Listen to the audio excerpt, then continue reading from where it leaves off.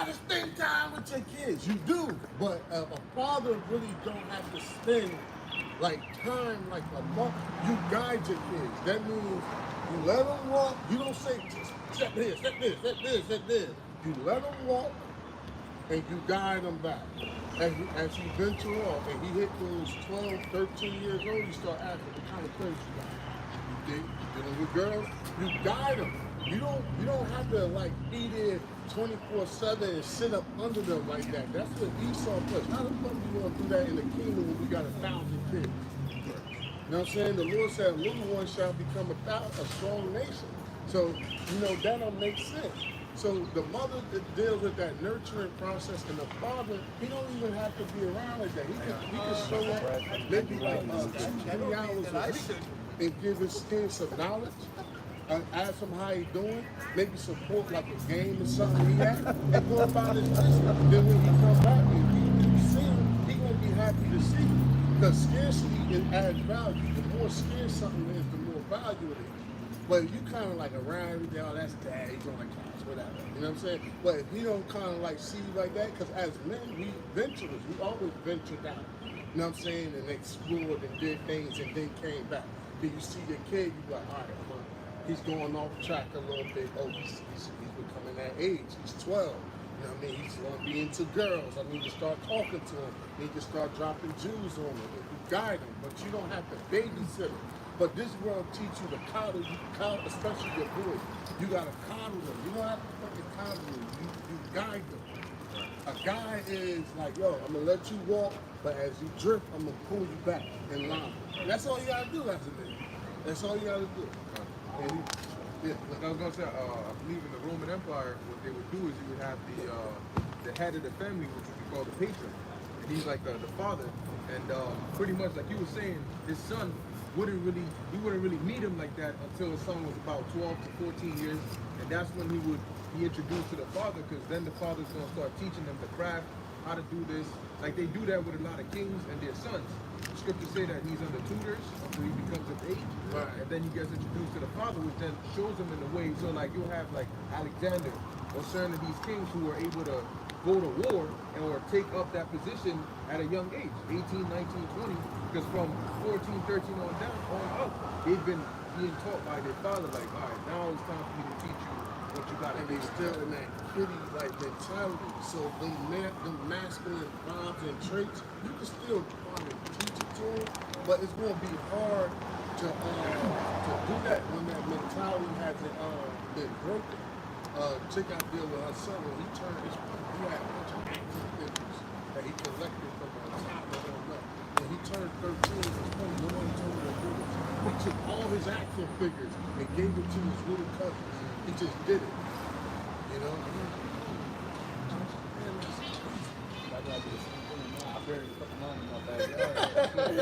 Like he looked at him, he liked them. That shows you that it's a mind state switch. He liked them as a kid, but when he got an adult age and it sunk in, he looked at those action figures and despised them. Like he looked at it like, I don't know what he said, but like, all these fucking toys in my room and shit, I gotta get rid of these toys. You know what I'm saying? And like bag them up, and that's how you know the transition stage has hit. And now the father steps in, like you said, and now he drop all the masculine things on. You know what I mean? And you just go and let him venture off and life, and you live yours. But you would pop up here and there to make the guy, like God. 1 Corinthians 13, verse 11. When I was a child, I spake as a child, I understood as a child, I thought as a child, but when I became a man, I put away childish things. Yeah, and that also applies to you because, you first come in, especially, you're about elders that are still antagonizing people, man, we was wild. We used to like stand on the Quran in front of the North, in front of the Oh, shit. The Lord was with us. But, and the truth you kind of even see that with younger groups, like maybe like Adam Abbott, they got pit bulls that camp. I just laugh and shit. You ain't see that? Yeah, I alluded to the chat. They got pit bulls and shit at camp on the post. Oh. I wouldn't say he on the post, but he's there. Like his dog's there. You know what I'm saying? But yeah, like they young and snap. wild and shit. But if the Lord's dealing with some of them, you know, maybe he shake that come up out of them, whatever. But that applies spiritually also, because even when you first come to the truth, you be doing like a little, you do a lot of foolish, stupid shit, childish shit that you shouldn't do, or you ask a lot of dumbass questions. You know what I'm saying? And you know, sometimes a brother, that's why I was gonna have older brothers to like knock you back in line, to guide you, to be like a spiritual father to guide you. You know? Yeah, I think that's in the book of Sabbath somewhere. He speaks about like, you go to a man that's like Abraham.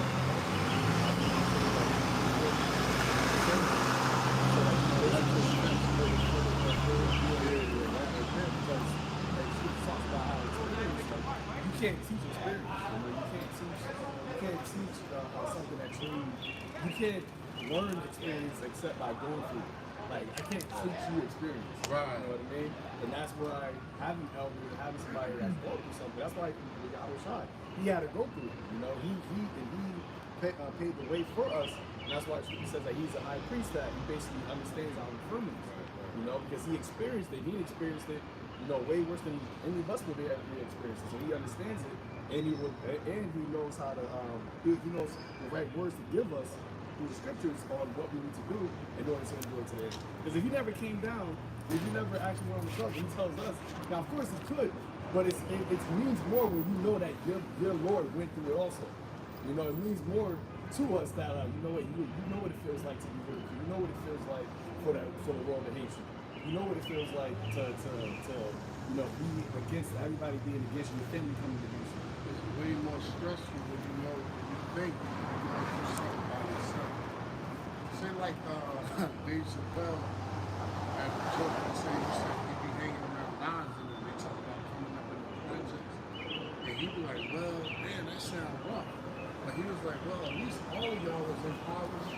I grew up in like a middle class neighborhood. I was like, the only one in college. And that's it. Yeah, Dave Chappelle. That's And the I Netflix thought one. about it. Huh? The Netflix one. Yeah.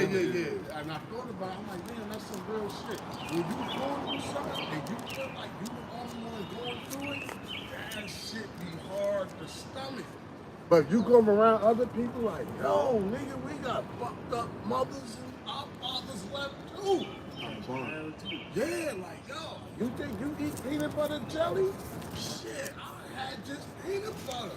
You got, at least you had milk with your shit. And you like, wow, y'all, my friends is poor too. And you can kind of like cope with it better. Right. But when you going through something, or you think you're going through something by yourself, and you the only one, and you like, damn, it just me, that shit really bothers you. Right.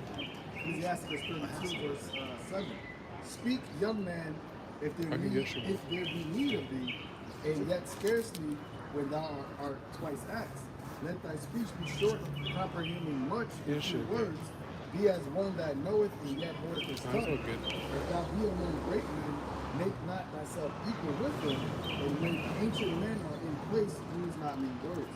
Right, because you want them, the point is, you want to get them to run off at the mouth as much as possible. They won't speak for wisdom, and the Spirit of the Lord is dealing with them for a while. So by you talking, just like being around the apostles, right? By you talking, it kind of like quenched the spirit, right? Because now they got to stop saying what they were saying to kind of hear you out on what you were saying. And basically, not saying what you were saying is insignificant, or maybe it was very important at the time, but really did that point happen, really? I'd rather just go on and see the judges come out there to judge about, especially because some brothers don't have privileges to be around elders. You know what I mean? And hey, you got a brother, you know, I got a little brother, you know, I'm an elder in the truth, been around for a while, you know, but he don't pick my brain But hey, it be brothers from like way, like if the brother get called, sometimes will call. Like, yo man, something bothering me. What you think, man? And I talk with him for like an hour.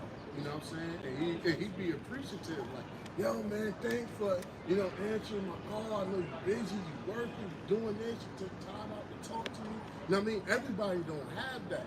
Like sometimes they closest elders like through the YouTube and you just hoping the Lord put the spirit on him to say something that relates to what you going through. You know what I'm saying? So that's a beautiful thing if the Lord could bless and amen. The judges are really hard on people, that got not just surrounded by the truth, but got experienced men that have been dealing with this truth in their family. That's a brother or cousin. You just go to his house when you want, and you take advantage of him. Tell him, you just look at him as a regular person. You know what I'm saying? And these men are like very valuable gems, man, to your survival. And other people, it's like the hood, right? People, there's certain hoods that got swimming pools in it, but the people that's from that neighborhood never go there. They got gyms, recreations, and shit like that. It be always people from outside neighborhoods that go there, and the only time they'll want to go there is when other people from other neighborhoods is there, so they could cause like a rift or try to challenge them or some shit like that. You know what I'm saying? So it's a wise saying, privilege is blind to those who have it. You know what I mean? And people are all, and that's just the nature of people for the most part. Take that. The Lord just gave us the kingdom, and we took it for granted. Fucked it up, so he snatched it from us and made us work for it. So it's the same concept. Privilege is blind to those that have it, because they don't see that they're privileged. They just think, oh, nah, I ain't got it, man. You don't understand. You don't know. I go through shit too. You think you got it rougher than me, or I got it better than you. They don't see it because they got the privilege themselves, This is the book of Ecclesiasticus, chapter 6, verse 34. It says, stand in the multitude of the elders and cleave unto him that is wise. Be willing to hear every godly discourse, and let not the parables of understanding escape thee. And if thou seest a man of understanding, get thee betimes unto him, and let thy foot wear the steps of his door. Because what? He could dip, he could leave. You know what I mean? Because we're still in slavery. You know what I'm saying? Listen, the bondage studies brothers do, and the Hebrew classes brothers got. So, hey, that ain't what, I mean, the Lord can have it, be forever. But hey, where the Lord put the spirit, like, you know what? Because the spirit shifts sometimes. Like, we could be here for a year, and the Lord be like, the hell with Harlem, and we go somewhere else. You know what I'm saying? The spirit can shift, and that's why people got to take advantage. Even the prophets are, hey, you younger brothers should be taking notes. You know what I'm saying? Don't just be standing there, just, listening. You should be like jotting things down.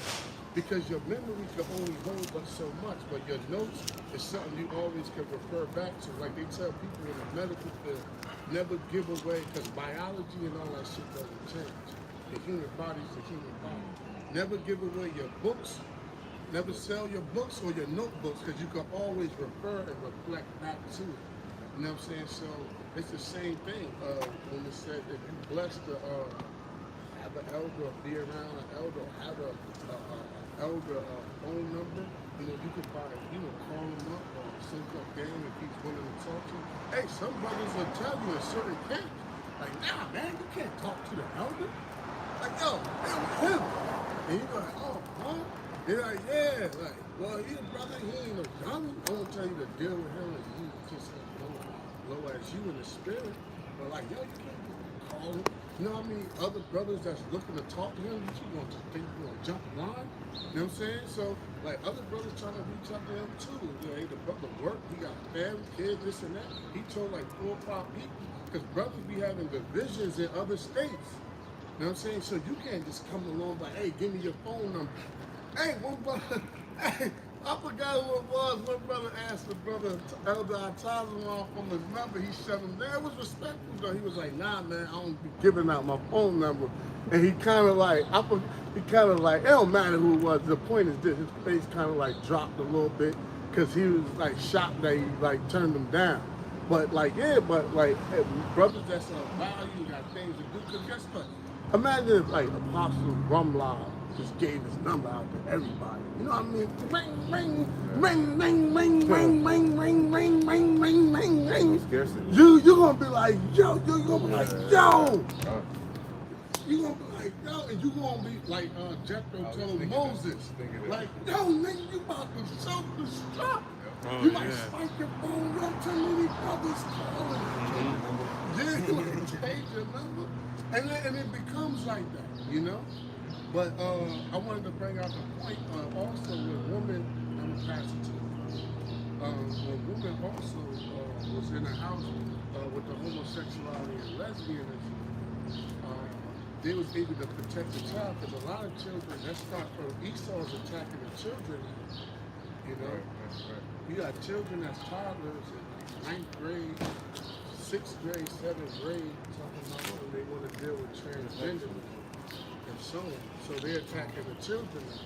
So, but however, due to the mother not being around, due to her chasing a career, the children is not, a lot of times be getting molested, you know, by, you know, these different homosexuals and lesbians, they be getting molested, man. And when you go into the word molested, look it up in disturb in Spanish. When you look up the word disturb in Spanish, it goes back to the Latin molestar. Molestar. Oh, I think I did. Let's see. Well, this is a different word, but I know what you're talking about. Yeah, molestar. It means it actually means to upset. Molestar. You upset it, you disturb their spirit. Like, if you say, my stomach, it's not upset like I'm mad. It's like, yo, my stomach is upset. The troublesome, you bother their spirit. So that's what a lot of these lesbians don't know the deep knowledge, right? But the demon on them like, listen, touch that little boy. If by you touching that little boy, that little girl at this young age, by the time they get older, there's going to be something off about it. I mean, and their spirit's going to be troubled and an uproar and a stir. And that's where they get the word molested from. Child molestation, you had to actually disturb, you had to, that's why it's important to go into work, you had to disturb that child's spirit. When I found out too from dealing with women, a lot of women that's like real freaky, I'm talking about you get it in with them for an hour, and then 10 minutes later they horny again, like come on sex, more sex. A lot of women that happen to have actually been molested. You know, like women who got these crazy ass sex drives. A lot of them get touched when they were young. And that's how Esau able to attack the children. Because a lot of the children now have age to speak or say what happened to them. So they real young under these babysitters. A lot of them come out with nanny cams and all of that. And it shows them getting molested, getting disturbed, getting uproar and disturbed. But I just wanted to touch on the few points and rattle back to Before you pass it, that whole Pride Month situation, they're gonna be destroyed. The Lord put them to death. Basically, that spirit of being proud to be an abomination is a quick precept in the Bible. It says in Proverbs 16 and 18, pride goes before destruction, and haughty spirit before a fall. So that spirit that they're going into, just like Sodom and Gomorrah, they're gonna be put to death too, man. So it ain't nothing to be prideful about something that y'all doing that's abominable. Really, they proud against the Most High. Because it's like, yo, what you proud against? This world cancel people like us for kind of like out, like, you know? So what you proud against the Lord, you know?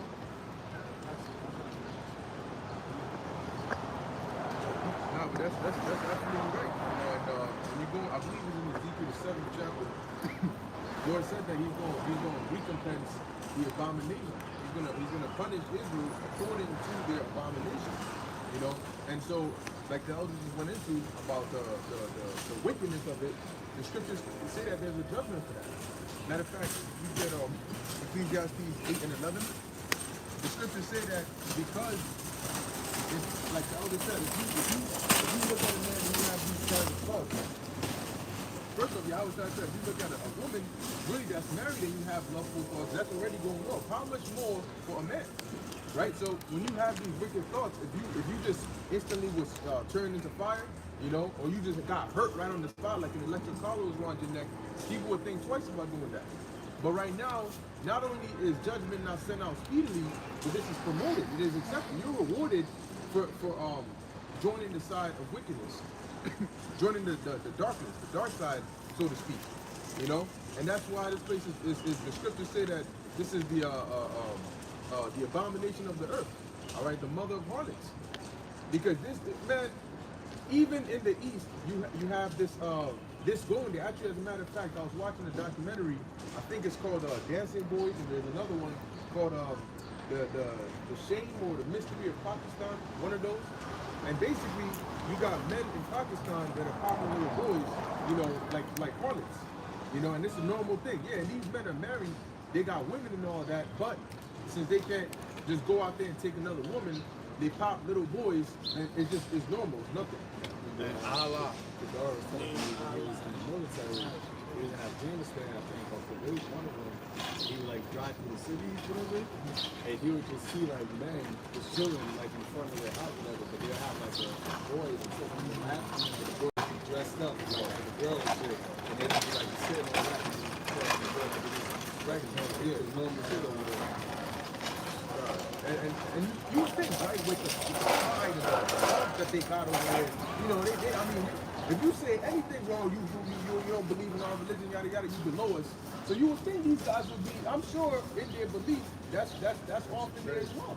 So you would think that they would be, all right, well, if you're gonna act this way, you know what I'm saying, you gotta have something to you, but it's to the point where it's normal. Well, actually, in the Quran, I believe it tells a man that in the kingdom, his kingdom, they would have like beautiful boys and girls serving them, like by their side. Men and boys and girls. So like that's why the Lord always specified of us separating from the heathens, because in a heathen state of mind, that is normal. Like that's not nothing. That's not a problem. That's why they're doing it so overtly, because that's just the perverseness of the heathen. They don't have the laws, and that's why the Lord said it, that this is going to be the wisdom in the sight of the nations, because the way that they live is completely opposite to the ways of righteousness, and they look at it in the sense of like, there's nothing wrong with this, you know. And that's why although a lot of these nations are mad against Babylon when it comes to like economics and administrative resources, but the reason why a lot of nations are also in cahoots with Babylon is because they're also wicked. So when Babylon promotes same-sex marriages or you know trans gender, all that stuff, these nations partake in that. I believe there's something that in the book of 2nd Ezra 15th chapter speaking about Asia. Yeah. He said thou art partaker in Babylon's wickedness, but not verbatim. Matter of fact, you get it. 2nd Ezra, the 15th chapter. You got that? Yeah, from the top. Yeah, because just like the other was saying, man, these nations, if they have righteousness in them, they'll say, look, I don't care what kind of deal you bring it to me. You're not doing that shit over here. But there's the gradualism, the pressure of gradualism, which is slowly but surely, we're going to start to influence you, and we're going to get you one way or another, you know? And so you got them all involved, and that's why the Lord said he's going to gather the heathen, and he's going to plead with them. Plead not in the sense of begging, but in the sense of judgment. Okay, because the scriptures say that the Most High is of purer eyes than to behold iniquity. He couldn't even look at his own son when Yahawashi had the sins of the nation on it. So what you think he's going to do looking at the sins of the whole world? You know, on the high level, the things you see now, these are literally times that have never been before. And now, back in Noah, he said evil had greatly multiplied and spread amongst the earth. Now you may say, well, sodomy, you know, that happened in the past, and you know that kind of lifestyle. But when it says a time like never before, you can say, for example, famines. But it's the level that the famine is going to be on that has never been seen before, in addition to other things that you ain't never heard of before. So people got that, oh, well, this isn't like the first time that, but now they're starting to realize that, yo, what's going on is not really normal. I put out a video earlier today, and it was showing like different, the Fed and, you know, the Biden and these political speakers who literally came on and said, oh no, inflation, that's transitory. You kept hearing that word. And I'm sure when they have these meetings, they tell them keywords to use. And it actually plays on people's minds. When you hear multiple people saying the same thing, it's like when you do research and you want to cross-reference, you see the same thing in there, you say, it might have some plausibility to it. And they use double speak. Like they'll say, you don't gotta get it, but if you don't get it, you can't work, you can't travel, you can't do this. So basically, you gotta get it. You know, you see what I'm saying? They say two things at once, and now it confuses your mind. And when you're confused, you're easier to what? Esau Esau got so many laws, because Esau the devil, so he got laws on top of laws on top of laws to prevent a bunch of lawsuits from happening. Like you got HIPAA laws, right? So you be like, damn, can't tell them to do that. That's a violation of HIPAA. So I'm gonna tell them not to do that, but you can do this, but do that, but can't do this to do that. So that way you can't take me to court against this and that, constitutional that. And that's how people get away with murder and doing all types of fuckery in this society and actually get caught for it. Nino Brown shit. And actually get off. How? Because there's so many loopholes in the system. Because the law got 613 laws, which stem off the 10 Commandments. 6 plus 3 plus 1 is 10. Esau got thousands and thousands of laws on top of laws. So if you find a good enough lawyer, even if you did it or not, that could bullshit around with the laws and a loophole in the system, you can walk away scot-free and get acquitted.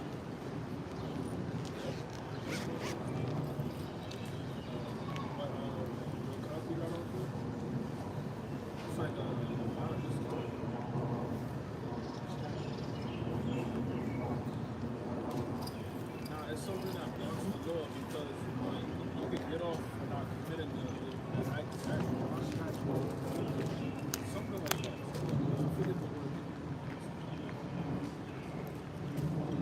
No. Oh, yeah, so, you know, when you keep that in mind and think, man, the elder was just saying something that brought up, the Most High's laws are absolute. So the Most High knows, that's why you had scribes and you had, you know, interpreters of the law. Because Esau will tell you, see that house right there? You can't come in. If you come in through the front door, we gonna put you to death. That leaves all right, so I'm gonna come through the back door. You know, because the law said through the front door. The judge gonna say, well, he kind of is, he's right, that's what the law says. But the Most High tell you, don't enter the house. You know what I'm saying? If you're in the house, there's a problem. So at that point, well, I came from the roof, you're guilty. I came underground, you're guilty. If you in the house, that's a problem. So if you notice, the scriptures will tell you, thou shalt not commit murder. It ain't gonna tell you first degree murder to any murder. If you commit murder, you guilty. You know, so in that case, you may have certain instances where it's a little tricky because the law doesn't say exactly this, and the act that I did could fall here and there.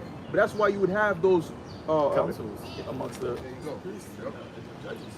You know, because I was thinking about, you said the laws of the Lord is absolute. But absolute, you actually had, I didn't think you said that the Second Amendment, like all amendments are not absolute. So he literally said that any of their laws are not absolute. So that means your freedom of speech, the freedom to gather, the freedom of assembly, the freedom of assembly, the freedom of religion. All these laws are not absolute. So that means that in any situation, in any scenario, they can create an event to where they're justified as taking away the laws. Right. And that's what they're doing with the whole these shootings. You know, that's what they're doing with the censorship, freedom of speech, all these things. So ultimately, they'll take away your laws, but then in their minds and in the public eye, they'll say, well, they're justified because it's not absolute. Right.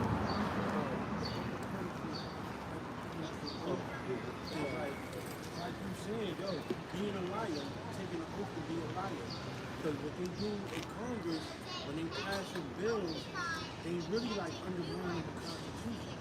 Like these executive orders is to undermine, to overthrow, override the Constitution. Like the right to bear arms, right to defend yourself. Esau got it where, say you got your peace on the Fourth Amendment, you could defend yourself, right? You could be like, listen, I carry a lot of money, I'm a business owner, I need a carrier's permit. Right? And some people, jakes like that, you know, they might be rappers, celebrities, So you carry your joy, right? But however, if someone robs you and try to rob you and the scenario plays out as if they was fleeing away and you shoot them like on a type, they was fleeing away or they showed some sign of mercy or something like that, they can still hit you with like manslaughter. You know, and that happens a lot where, you know, then Esau also, you got to stand your ground sticks. That means like, yo, the slightest altercation, you kill a man, you can be like, oh, I stand my ground law and actually get off when it was like flat out murder. You know, so this devil, like brother's saying, this devil is, you'd be like, oh, I'm safe under this law.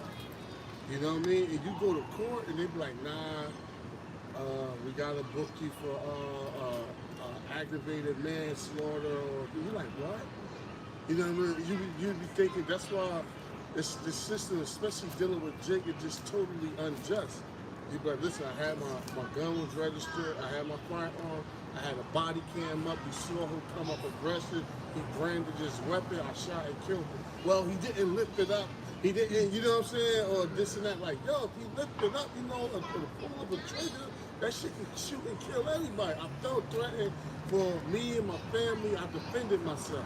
But Esau still trying to find a way to make you like the guilty one in a situation like that. And then you got the guns, you know, which you know, guns really are not necessary. You know, if you think about it, life was better without guns, because with guns you could have a 3-year-old to take a gun and kill somebody, you know, take a life. But in the ancient world, you dealt with swords, you know, with actual spears, shields. Skills. Thank you. Yeah. You need to have skills. So in the ancient world, you can't just go up to somebody, pull out a gun, and shoot them. If you have an altercation, you better know how to use that sword or whatever you know you're going for. The Lord had like refuge cities, right, because of cases where you can have accidents happen. But how does Esau guard against something like that? You know, you just the Lord got said, all right, look, if there's an accident, saying, well, in the meantime, while these y'all solve it, fools, there's a refuge city you could go to. I think And if you don't go, then that's on you. The slayer, he's going to come for blood. So if you don't go, that's on you. So the Lord had all these things set up because the designer, the creator of humans knows the carry laws. You know, you got laws onto death. You know, you got laws that teach you how to, you know, how to govern yourself. You got laws on even marriages. You know, about keeping the inheritance within the certain tribes so that they don't get it. The Lord accounted for all these things. They all hang off of 2 laws, man. Love the Most High with all thy heart and love thy neighbor as thyself. Because if you check out all the laws, they really based off of pleasing the Most High and being right by your brother. If you really look at them, they directly him telling you what to do to keep the male proud, and also how you should treat your neighbor. That's what all the laws hang off of if you really check them out. Yeah, there's a law that says, and I got you the law, that says if you see your neighbor, somebody that you guys you don't like each other, but you see their ox going astray, you gotta take it back to them. It ain't I got beef on that. No, you gotta take it back to him.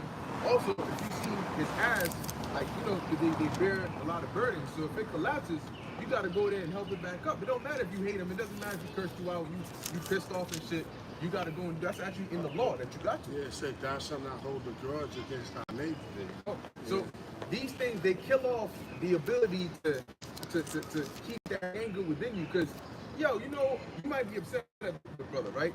You might see his eye going, do it, you know what I'm saying? So you get it, you take it back to him, and then he might, yo, thank you so, hey, you know what, man, hey, forget, why are we even arguing? You know what I'm saying? Hey, thank you, man, yo, here you go. You know, and next thing you know, you notice that there are certain people that you start off hating, but y'all become those are the ones that become the best of friends. Yeah. You might get into a fight, but after that, y'all like, you know what I'm saying? And then you see those that were like the best of friends. I seen this in high school. And when they become enemies, that shit is Tupac and Big. You know? So these laws, they work subconsciously as well, and they kill off certain things that consciously you wouldn't think to do. Because why would I want to talk to you if we ain't got no beef? I mean, if we do have beef, why would I want to do anything for you? But the Lord says, no, he's your brother. You still gonna have to do it for him. Yeah, you know. And you help them, so that shows that also helps reconciliation. Yeah. Because it's like, damn, this dude, me and this dude had a heated ass argument, and saw something of mine going to, like my ass going astray, and he, you know, he brought it back to me. So that kind of make you think like, damn, that's like real, you know, you want to have compassion back. Because especially Jake, human beings, period, but especially Jake, they don't like feeling like shit. Like you can make somebody feel bad about something that they didn't look you out back or something like that. They are more than likely want to try to make things right. You know what I'm saying? They're having on their conscience like, hey, you did that for me. What you want? What I could do for you? Or you'll want to repay him in some sense. And that keeps the brotherly love going. Yeah, you know what that also does with the law is you look at it from an individual sense, like this guy I don't like, I got his ox for him, and then you know we reconcile. But when you look at it from because the Lord gave the law to the whole nation. So when he gave it to the whole nation, when he gave it to the whole nation, that mindset now it builds a better nation. Because what Esau has done in society is made everybody individualistic. Everybody just all out for it. Well, that's why family members, they're all the family members is broken apart. The structure of a society is built off of how you as an individual looks at yourself within a society. So if you were looking at yourself within a society as if yo, fuck everybody else, I'm just out for mine, you can't build a sustainable nation or society that way. So the laws, because that man's ox, that's the way that he makes money. And if he's making money, and if he's making money, then that's going to help build the nation. That's right. But if you are in the mindset, well, fuck him and his ox or his ass, that's going to affect the whole nation. What if he goes poor now? So now the law is like you got to leave the extra crops out for the poor. So now you just add it to the welfare system of the nation because you didn't want to go and fulfill the law of helping this man with his ox. You know, and that's why the laws is really only for the nation of Israel because it applies and it benefits the nation of Israel. And that's what Esau doesn't want us to do. He doesn't want us to practice the law because the nation of Israel itself will be beneficial. It will be a great nation.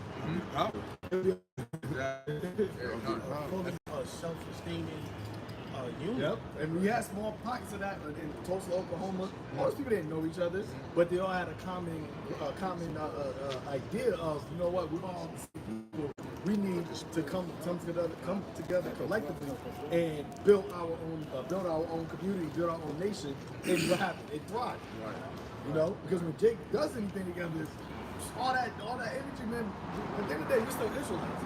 I'm going to Lord curse us, but if we're in the thing about the curses, it's a physical thing, but it's more so a mental thing. Right. You know, I smite you with madness. I smite you your eye evil towards your brother, your eye evil towards your wife or your bosom. That's all mental, psychological curses. And once you get past that, and you can see your neighbor as yourself, then if everybody had that mindset, we all see each other as ourselves, as Israelites, it will be we're on the world. Right. We'll run the world. Out of those 613 laws, that helps us govern ourselves in this realm. Imagine the kingdom when we follow the law. It'll be no discrepancies or no penetration as far as outside people overthrowing us the way that we're going through right now. But real quick, I wanted to say the laws that they're giving us now is more predominantly for their success and their rule because it's pretty much inherent to leading up to the MOTB because I wanted to make mention that they get ready to pass a bill where those firearms going to have a fingerprint scan on it. In order for you to fight, you got to have your signature. Yeah, so that's part of their rule because if you want to be a citizen who has their rights, it's like you got to take that in order for you just to have your rights. Especially with the police, because someone could disarm you, especially a female. You could disarm her and shoot her with her own weapon. But if you got that RFID scan on the gun to unlock it when you grab it automatically, that prevents the attacker. If he grabs it, he can't shoot you with it. It'll only unlock you. So it's using it as a safety measure too. take it. That's a predictive program. They put that in Judge Dredd. Seen that movie? Oh yeah. What was that? What's that? Still after so long. Yeah. It was like for him only. And if you try to shoot the gun, it would like backfire. If they noticed that it wasn't him. Oh shit. So they got the precept though, like that. Isaiah 10, verse 1. Woe to them that decree unrighteous decrees and that write grievousness which they have prescribed. That's right, and prescribe meaning to prescribe is to write, pre meaning before. All right, that's where you have now. A lot of these, it's funny because a lot of these laws and stuff that they bring out, some of these we ain't never heard of, because all the way years ago, over the span of different presidents, they came out, even JFK, and they came and they prescribed these things for a later use. So you wouldn't really suspect it, because why is he writing laws and they don't really correlate with the time that we're in right now? So why, it's whatever. But that's all written because his job was to come put this down, so when the next one comes, they can utilize it. Like the NBA Act with Obama. Yes. Yep. Because, for example, you may have 15 executive orders that give FEMA absolute control. If just one guy just came and wrote all 15 down, now that would be a little, it sucks. What's all this? That's a lot of executive orders. But now he comes, he puts one down. Another one comes, all right, put maybe two down. And they don't do it openly and say, hey, look, I'm coming to sign, this Biden came to sign mad executive orders. What's going on now? Gas is out.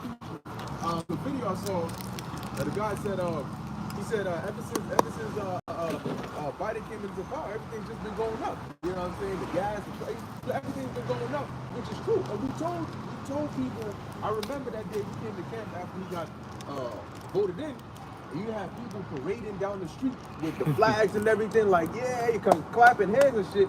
And I'm here, look, and we said that, look, the time is gonna come where we are gonna, these same people are gonna turn around and we're gonna tell them, look, go, remember the day that you gladly voted him in, you know what I'm saying, rejoicing like he was a savior. Black people talking about, yeah, Biden, come save us. You're not black. If you don't vote for Biden, you're not black. All right, well, now you're getting what you asked for. And now they're complaining. He came out and said, look, inflation's gonna be with us for a while. It's Putin's problem, but it's gonna be with us for a while. There ain't no switch that we just gonna press and everything's just gonna come down.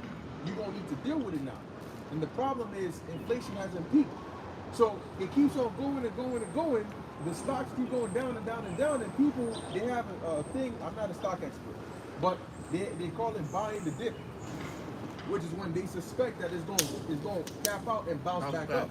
Yeah. So they think, oh, let me buy it now before it starts to go up, because once it goes up, everybody's going to jump on it. Right. But now you got people buying the dip and then finding out, no, that's not the dip. It's about to drop even more. That's the thing, stocks, because, or day trading and all of that, because the market is like this. It's like a roller coaster, right? So once it dips, now you got to find out when it's turn around point. So you can either leave your money in, like, nah, I'm going to hold out. But if it keeps dipping, you're going to be like, shit, if I don't pull out, I'm going to lose all my shit. Right? But if the shit just keep dipping, and that's when people who deal with like millions of dollars with that shit, they get fucked up, man. Because like they got money to stay in. They be like, all right, it dipped down. I'm gonna just wait it out till it bounce back. But that shit can like just dip all the way down and don't bounce back. But when it bounce back, it only come like half or not even like a third or a quarter of the way before like start retracting itself. When they keep going like this, a bunch of lines, that's what then they can like dip down again, and that's when they start jumping out of windows and all that crazy shit, because they put deep faith in that shit. And that's why the Lord Scripture talks about not to trust in uncertain riches. Right. Warn them that are rich in this world. See, there's nothing wrong with having money in this world, because obviously Paul was telling Timothy, I think that was in the book of Timothy, to warn them that are rich in this world not to be high-minded, not to trust in uncertain riches. Yeah, 6 and 20. Yeah, that mindset, money is a defense, it's a tool, but if you are trusting in it as if it's your foundation, especially in Babylon, you're trusting in a burning building. You know, you're putting your faith in something that we ultimately know is going to collapse. So why would you be high-minded in something that is not certain? Why would you be proud or lofty in something that you know that eventually is about to be transitioned? We're seeing it being transitioned from the now to the digital. So how can you really still in your mindset be like, yo man, I just need this? I'm seeing people, and it's funny how Jake is always, when they say $1 short and a day late. Jake now they want to try to get into stocks and they want to be the most expert on day trading, get tap in, learn this. Yo, y'all thinking y'all doing something like, y'all thinking like, yo, we got years, man. These Edomites, they're pulling this shit out. Yes. They're pulling this shit out. Yep. Why do you think these CEOs are leaving a different 500 Fortune companies? These other people, you had Elon Musk, he took out almost, I think he said like $4 billion worth of stock in his own company in Tesla. He took shit out of it. So you got people thinking, oh yeah, man, the stock's about to go up, everything. This is the time to tap in. Everything's down. It's about to go to real estate now. You better get now because it's gonna go up high. You got the ultra wealthy. They're leaving America. Yeah. They're trying to dip out. But that's the thing with Jake, man. Y'all trying to. That's why they're selling you to be as a pilgrim on earth. Because you're not supposed to think that this is about to be your end all be all. Because this wasn't built for you. This wasn't built for you to have this longevity, sustainable success. You're just buying into the bullshit that they tell you about sustainability or we're about to. You're the only people that's buying into what Jerome Powell's still saying, what Biden's still saying. Trump said, he said, the American dream is dead face, a straight face. He said, the American dream is dead. And it's a wild saying. By the time the shoe shiner tell you about a stock, it's dead. Meaning, by the time the average person know about something, the market has been saturated. It's a scam. If you wasn't on crypto and all that shit in like 2009, you fucked, man. But like now that everybody's on crypto, that shit is a scam. It wasn't a scam. Now it is a scam. Once something has been figured out to where the general public know about it, the cover's been blown. You can try to get into it if you want, but that shit is dead. You want to get in when people don't know about it, and you was like the very few that had jumped on it, like in 08 and 09, you put bread down. Then you would have came up. Now all these people got their bread and not pulled out of the market. You try to dive in that shit you wanted. Now it's a big scam. It's all mind games because when you look at the stock market, you know, there's a reason you hear, oh, it dropped this many points. Then the next, oh, it went up this, because it's based on the fears. It's based on the mind games they play. So when you look at history, these elites always played mind games on the investors so they can have the upper hand. So they say, yo, I think JP Morgan did this, what was it, the crisis of the 7th century, something along those lines. I forgot the name, but basically he told his employees, start selling all your shit. And when others saw that, they said, oh, well, if JP Morgan talking, no, we gotta sell it too. So everybody started selling it, it started getting cheaper. Then he said, buy it all up, buy it all up, buy it all up, buy it all up. And then they bought it all up. So they're basically scamming the people. Oh yeah? Okay. That shit wicked as hell. And they got Jake thinking, yeah, now let's get into it. Because remember, you selling your stocks, you got people coming in trying to buy shit. Exactly. So you got Jake coming in, let me grab it up, This is looking good. You ever seen The Wolf of Wall Street? No, I haven't seen the whole thing. That's what that whole based off of. You had enough people to get this mindset to buy mad stocks, and you get other people that seeing them buying the stocks, so they thinking, oh well, if everybody else is buying the stock, then I'm gonna buy the stock. So the people that bought the penny stocks at first, they bought it for a penny, but when everybody else starts buying it, it's now worth $7, $8, $9, $10. So your penny just now worth $10. So if you buy $1,000 worth of pennies, $1,000 worth of stock in pennies, but now it's worth $10. You sell it at 10, that shit collapses. You make mad money. Everybody else is ass out. Exactly. Because you sell it, they stuck with it as it crashes. Yep. While you don't already, and that's why they're always one step ahead, because they are the ones bringing the crisis to manipulate. So they're like, oh, like they did in World War I, I believe, and World War II. Since you had couriers who would transfer the news from one area to the other, they got the news first. Before, so say, for example, one side actually lost. they're gonna try to make it look like that's on the war. So people start, they get misdirected where to have their bonds and whatever, those terminologies. And then when the actual news comes out, people are like, oh shit, let us try to come back. They're like, we already got it. So that's how they're doing it now. Like you were saying, is dropping and dropping and dropping, but people, because the Fed are the ones who are here to hypnotize, they're here to tell you it's transitory. Oh, we'll have it under control. Oh, it's good because then it's dropping, but you're like, nah, just hold on because it's gonna bounce back up. You don't expect it to actually drop and crash. And that's why a lot of people gonna get hit because they think this time is gonna be like one of those other times. It's gonna go low, just keep on holding on and it'll come back. No, they're crashing it. And it should be obvious that they're pushing towards a digital society, so of course they're gonna crash the normal. But you know what it is? There's a feeling of knowing the truth, but you don't want to know the truth because you're denying it. Because that truth of, alright, so my shit is really worth this little, and it's not coming back up. It'll come back up. I mean, Yeah. The director who made the movie Trading Places, it was a stock movie. It was about Eddie Murphy being traded into the rich position of this wealthy family of stockholders and all that, the bankers. Well, the director, he sat down, he used to be Aaron Russo used to be close friends with the Rockefeller. And he was saying that the money system, we already tell people already that the money system is not even real.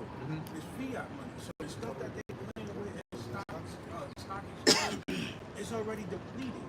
The Federal Reserve is in control of this. And they and the rock and these elites, they print money, they get trillions of dollars a day. They got so much money that there's no number to what they get. But what they're doing is like a false flag. Like the stock market crashing and inflation going up, that's just prelude to bring us to what we were talking about. Aaron Russo, he had two movies, Trading Places and Coming to America. But check it out, Eddie Murphy played in both. In Trading Places, he was a poor guy. But in Coming to America, he was a rich guy. And guess what? When Eddie Murphy gave that bum that money, those was the guys in Trading Places that was rich, but they was brutal. Yeah, they was Edomites though. So when you check it out, Jacob and Esau is going to be what? Trading places. They gonna go from riches to rags overnight, and we gonna go from rags to riches overnight. So it's funny, Aaron, which I believe that dude's a Jake. He looked like a straight up gangster. But those was Aaron Russo's two movies. From Coming to America and Trading Places. I'll say this though, he didn't direct that, he produced it. John Landis is the guy that directed on Beverly Hills Cops. Coming to America, that's the director. But Aaron Russo produced Trading Places. Yeah. Okay. John Landis directed it. Yeah, the reason why I mention him though, because he's an insider on the Yeah, no, yeah, fact. Yeah. And he directed all the Michael Jackson videos too. Black and white thrillers, all that. He did. Hosea 4 and 6. My people are destroyed for lack of knowledge, because thou hast rejected knowledge. I will also reject thee, that thou shalt be no priest to me. Seeing thou hast forgotten the law of thy God, I will also forget thy children. Right, so it says they're destroyed. Read that part again. My people are destroyed for lack of knowledge. Right, and when you lack something, that means that you don't have enough of it. You need that, And why are they destroyed for lack of knowledge? Why do they lack that knowledge? Go ahead. Because thou hast rejected knowledge. Because you've rejected knowledge. So you're not lacking knowledge because there's a short supply of knowledge, wisdom, or understanding. We're out here giving it freely, but they have rejected it. That's why they lack it. If you need some, if you got to pay for something that costs $10, you have $5, and you lacking $5 to get to that 10. And here we offering free money. You say, no, I don't want it. Then you lacking the money, not because there's no money, but because you are rejecting the money that's being given to you. So what did the Lord say he's going to do? See, the Lord is fair. He ain't saying, oh, just because you lack knowledge, I'm going to reject you. He said, no, you lack knowledge, but because you lack it, because you rejected it, I'm going to reject you. What? I will also reject thee, that thou shalt not thou shalt be no priest to me, seeing thou hast forgotten the Lord of thy God. I will also forget thy children. So when you wonder why Jake is living the way they're living now, that's the result of their actions or of our actions. You know, the Lord is fair. As no matter of fact, the Lord is beyond fair. And as the scriptures say, are not your ways unequal? See, Jake want to do the wrong thing and blame somebody for it. They want to do the wrong thing and get rewarded for it. But they never want to own up to what they've done, even if they're wrong. And the Most High is about fed up with that because he's long suffering. To where, you know what, it comes up, we talk about it, you're wrong, you know what I mean? All right, cool, whatever, I'll let this one slide. But it's been a continual thing that now the Lord is saying, all right, not only am I going to judge you for this time, you know when somebody holds their tongue for so long and they finally let off, they don't just let off that one event. Hey, the feds do. They be like, it's not even about that. It's really about this. And then you did this. The blow up. Like, if somebody owe you money, and then like after a while, it's like, yo, they never paid you, and then they ask you for money again. And in that time, he was like, yo, bro, you still owe me money from this one. Like, you know what I mean? Hey, but Esau tried to be like the Most High, because the Most High build the case. What feds do? They build the case. You know, like not with us, because you know we stay in the box of the Lord. But with these drug dealing niggas and shit, they build the case. That's why they got like a 97%, 94% conviction rate. Because even if you shake out of one, they be like, yo, I got you on 19 counts of embezzlement. 19, even if you say this one and that one, all right, what about these other 17? What about the body you caught? 3, because they watch you for a while and build a case. Or just like a brother in the camp, we don't just throw a brother out the camp. You know what I mean? Unless a brother just says, I hardly ever seen that my time in the truth. A brother just be like, you know, normally it'd be like a build up to like different things that he's doing, certain suspensions and this and that. Or like jobs, for the most part, people just don't get fired for the most part. Sometimes, you know, it's like you get written up, you get a verbal warning, they tell you this and that. Oh, they, all right, come on now, get it together. Or they give you little shit like that, then they actually get rid of you. But it all really goes back to the ways of the Most High. He built a case. Yeah, because as you saying, the Lord was slow to anger. But the Lord never said that he wasn't going to judge. So you could be slow to anger, but and that slow to anger is really the grace and the mercy period. That's what we're in right now. We're in the grace period between the first coming and the second coming. The grace period to try to get right. You know, period between the is, and then when they hit the interest on you, that's called like the grace period. But and during that time, it's your time to get the money to pay back. You're not supposed to use that grace period to start to spend more money. You're supposed to use that grace period to like, you know, I gotta pay it, so I gotta get my shit together because I know like there's time is coming where I'm gonna have to pay up. And then you'll be no things plus high. And that's where we're at. That's where we're coming to right now. So the Lord is at a point where the grace is about to end. Now is the time of judgment. Now is the time where whoever owed, whoever's lacking, whoever's found wanting, then you gonna have to pay up. You have to pay your bill. And we're hoping that YAHAWASHI got our bill covered. You know, in our the scripture says in the 2nd Ezra 9th chapter, you should be able to escape by his works and by his faith where he has believed. With that, so Nahum 1 and 2. God is jealous, and the Lord revengeth. The Lord revengeth and is furious. The Lord will take vengeance on his adversaries, and he reserveth wrath for his enemies. keep going. The Lord is slow to anger, and great in power. See, that's the mercy of the Lord right there, being slow to anger, man. Because all from the time of the first death, all Jake has been doing, we had our ups and downs, but all Jake collectively has been doing has just been angering the Lord, man. Has been the Lord said it with Moses, it's like this is a forward people, you know, faithless children. So ever since then, before we even got to the promised land, before we even got to Israel, the Lord already knew, like, yo, these niggas are just gonna be faithless. They ain't gonna listen. They're not gonna be. Of course, you got the chosen, but like I said, as a collective, you're gonna have a bunch of hard-headed, stiff-necked Israelites. And that's what the Lord told us, we gotta come out here and teach them. Because there's as I said, there's gems there's diamonds in the rough.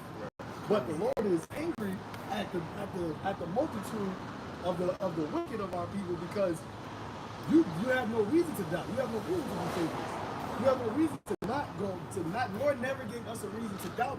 He never gave us a reason to go to any other. That's why he said, I've been faithful. He said, that's what you mentioned. Not my ways equal and your ways unequal. Because Jake want to do wicked, but they still want the benefits from the Lord. They still want to be blessed and highly favored. They're doing everything that the Lord hates. First foot on first base while trying to still second. Yeah, like you said, the Lord knew even before they got to the promised land. When right after they came out of Egypt, you know, the Lord had performed that miracle at the Gulf of Suez. He tested them. He told Moses, he said, look, I'm going to test them to see, you know, how obedient these people are. And that was when he brought down the manna and the quail. And, you know, he had it, you know, up there and everything. And he told them the first thing, he said, look, I'm going to give you food. I think it was an ephah per individual. On the 6th day, you get double, because on the 7th day is the Sabbath. Nobody's supposed to gather it. That's number 1. Number 2, do not leave any left over. It's daily. I'll give it every day. There's going to be some day before you. Enough for me. God, the first try. The Lord's already pissed. He's calling Moses and said, look, what's up with these people? Like, what's wrong with these? All I said was, get double on the 6th day. Don't get on the 7th. Once you're done for today, that's it. Don't leave some over. And the reason they found out was because when they left it over, it started breeding maggots and stuff. What's so hard about that? So the Lord already got fed up. He knew, he said, oh shit, it's gonna be a long ride. Because, you know what I'm saying? Like generations. Oh shit, like, you know, because he done already flooded the earth once, you know, so he's like, this time I'm, you know what I'm saying? But like, God, hey. So, yeah, that's the story of Israel, man. That's why I say, like, when he told you in the 3rd chapter, like, if I send you to another nation, they'll listen. I'm sending you to a rebellious and stiff nation, and that in itself, because the scripture tells you how the verses are for a sign of upon the people of all generations.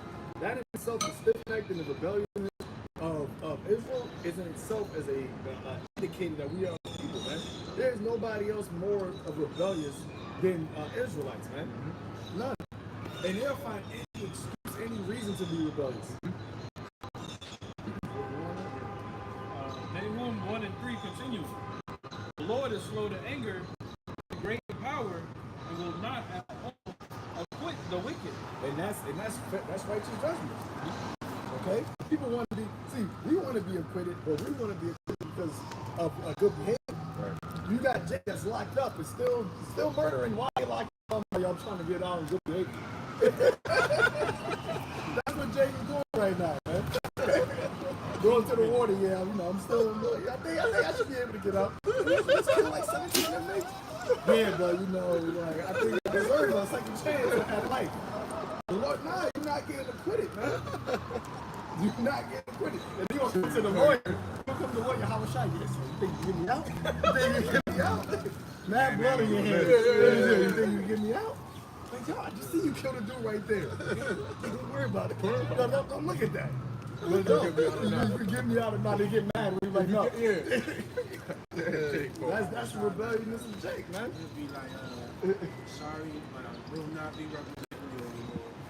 Yeah. Right out the shop. Because to represent certain criminals is like, just, it's not wise for certain lawyers to take certain cases. Like, nah, I'm not defending that. Because that's a bad look on their rep. Yep. Like, yo, you defended that motherfucker, he's foul as hell. Like, From the shooter. yeah. That's why there's certain lawyers that people know that are like, they're willing to take, like Proctor and Powell. Like, Proctor was a crooked lawyer, so like certain people knew that, like, yo, you know you're not a good lawyer, you just know the system, Right. and you know how to get through it, but you know, like, yo, they call him like a slimy ass lawyer, you know? Right. And the Lord is not doing it. The Lord not gonna come up, the Lord is righteous, man. Right, so he's not gonna come up and represent some individuals that just straight up wicked ass homosexuals, sodomites, murderers, adulterers. We're not doing that, man. You know? Then if you get them off, people gonna really hate you. Yeah. Like OJ. I mean, they felt as though he did it, so people hated Cochran because he was the one to get him up. Well, the Lord used him as a vessel to get OJ off. Right. You know, whether he did it or not, but people view him as doing it. So the person who helped you get off is even just as hated as you. Richard Proctor. Remember how he became Ghost Lawyer? He became Ghost Lawyer because Ghost blackmailed him. He said he became Ghost Lawyer because his bond is white Pope. And he was trying to get keep the wife dirty and shit to keep custody of her. Right. Oh yeah. He's already he started off on some But you know, a lot of these judges, see, they didn't make the laws. They had to learn them and then, follow them. So when they come and you bring your case, really they go off of who can convince me according to the laws that I've gone off of the most, the best. Persuade the judge. But the Most High, the Most High ain't come to learn. Give me tablets, let me learn it, and then I'm gonna come judge. The Most High, he made the laws. So exactly. So the Most High, look, the scriptures talk about suffering wrongfully. The judges could judge you incorrectly, but the Most High can still deliver you. Because ultimately, the Most High, his decisions aren't based off of necessarily what you might say. I'll give you an example. When he told Moses that he was going to destroy the nation and start off with him, and it says that Moses, he spoke to the Lord and the Lord repented. So you're going to think, oh, Moses changed the Lord's mind, but in actuality, the Most High already set his mind up that he wasn't going to destroy them at that time anyway. But that's just how it played out. Right. You see, so the Most High already knows exactly what he's going to do. That's why you could be. It's like a praying, because the Lord, to that example, the Lord already knew that he wasn't going to do it, but he had to play out to the point where Moses was going to talk to the Lord, and that really magnified Moses really in the sight of the nation. Right, yeah. So and that's why the YAHAWASHI spoke about prayer. Don't make long prayers. The Lord already know what you want. Yes. He already know what you need. So, but in order for you to get there, you got to ask for it. But the Lord already know that you need it. He already knows that he's going to grant it if you ask for it and if it's in his will. But it's just that has to play out. Yes. You know what I mean? And that's that right there. That's where the scripture talks about your thoughts and not my thoughts. Because that's I can't even fathom. How do you even do I pray? Because you already know what I'm praying for, but I gotta pray But hey, that's how the Lord has it, man. it's the players. Hey, it's like the story of Jacob and Esau and really other events. Now the Most High could have said, all right, you know what? I'm just gonna make Jacob the firstborn who gets the birthright just like that. But I'm just using a hypothetical example here. The Lord said, no, I'm still going to give the birthright to Jacob, but I need it to play out this way so that in the future, something that's going to happen is going to depend on how this played out. Right. And Esau might have never been wicked if he was the second born. Exactly. He might have just, that's all you. Jacob might have been, as Jacob is always now, he might have been like, yo, I'll give you half of this, yo. You can be in my portion. But so the Lord had to have it because there had to be a balance of good and evil, because the scripture says that everything is created two by two. Right. So in order for Esau to be wicked and to be that abominable, the Lord had to create a scenario into why that wicked seed would be manifested in the earth, and why that would play out that way. Yeah. So it's the do. That's why, like you said, the Lord said, my thoughts are not your thoughts, because my mom, she was telling me, right? She was like, yo, why is that the Most High is putting us through these things? But he already knows our faith. He knows we believe. So we gotta actually go and prove it to him if he already knows it. And the Spirit jumped on me. I told her, I said, take Abraham for example, right? The Lord knew Abraham was willing to sacrifice Isaac. And yet he still had Abraham take Isaac all the way there and get ready to do it. And the account is written up now for us to learn from. And she was a teacher before. So I told her, I said, look, you're a teacher, right? You know from a couple weeks into the class, by the end of the class, what students are going to pass and what students are not. There might be that one student, you're like, I already got to give this guy a test. I know he's going to pass it, but you still give him the test.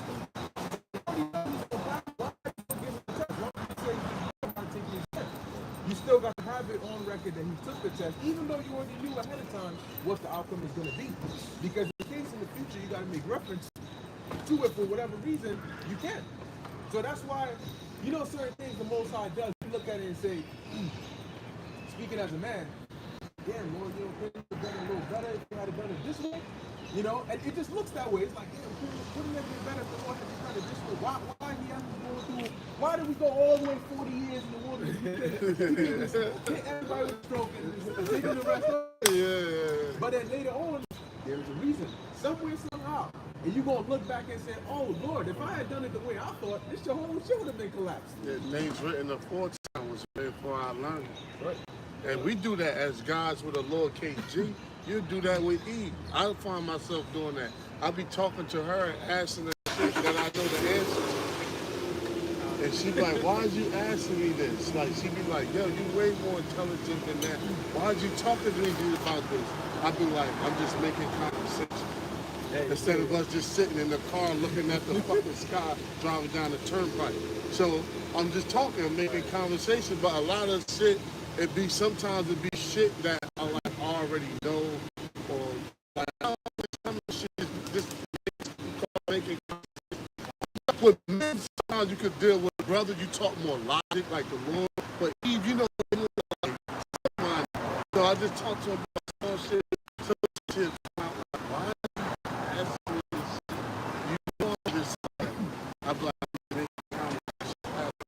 They say that hindsight is funny.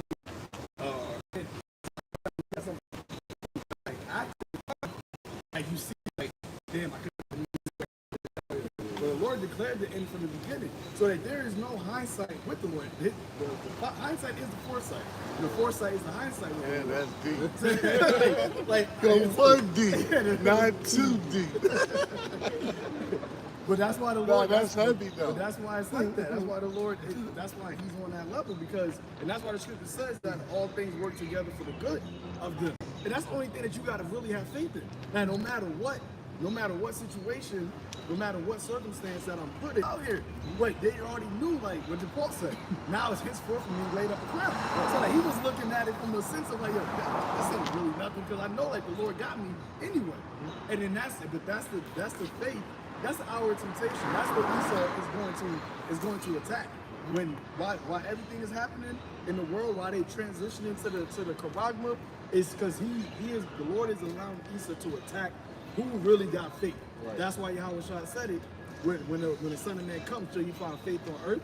Because if you got faith, it doesn't matter what happens.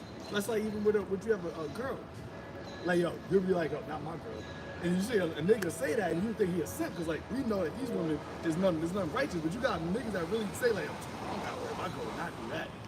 Not my girl. He got that strong of faith in her that she can go to a girl trip to Vegas and not do nothing and buy all herself her friends is her friends is just, but then not my girl. She's good. She's so different. Huh? She's just so different. Yeah. But that's the faith that the Lord expects for us to have in Him. Right. Because there's Faith once as a again, child. right? Because once again, the Lord never gave us a reason not to have that faith. Right. And He given us proof why you should have that faith. Why do you think He always mentions Egypt? Because that was a show that the Lord didn't have to do that. Right. But He showed why He is. So then you now know you can have faith based off of what I did. Right. That's why He always met. Did I not rescue you, save you from the hand of the Egyptians? Did I not Egypt? Because there was nothing that we could have done in Egypt. Like if the Lord didn't do what He did, there was no way. We'll still be in Egypt right now. We'll still be in Egypt. But you got people that just they're faithless. They're faithful. So Esau is going to, and that's what Esau is going to. The Lord is going to allow Esau to attack in our temptation is your faith. And whoever doesn't have faith in the Lord, that in itself shows the Lord that you know what, I don't fuck with you. You don't really fuck with me. Like you're more afraid of man, of this man that I set up, than you are of me. You don't really believe in His power. Exactly. And I always say that. You got to think about that. You're talking about the Creator. The Creator.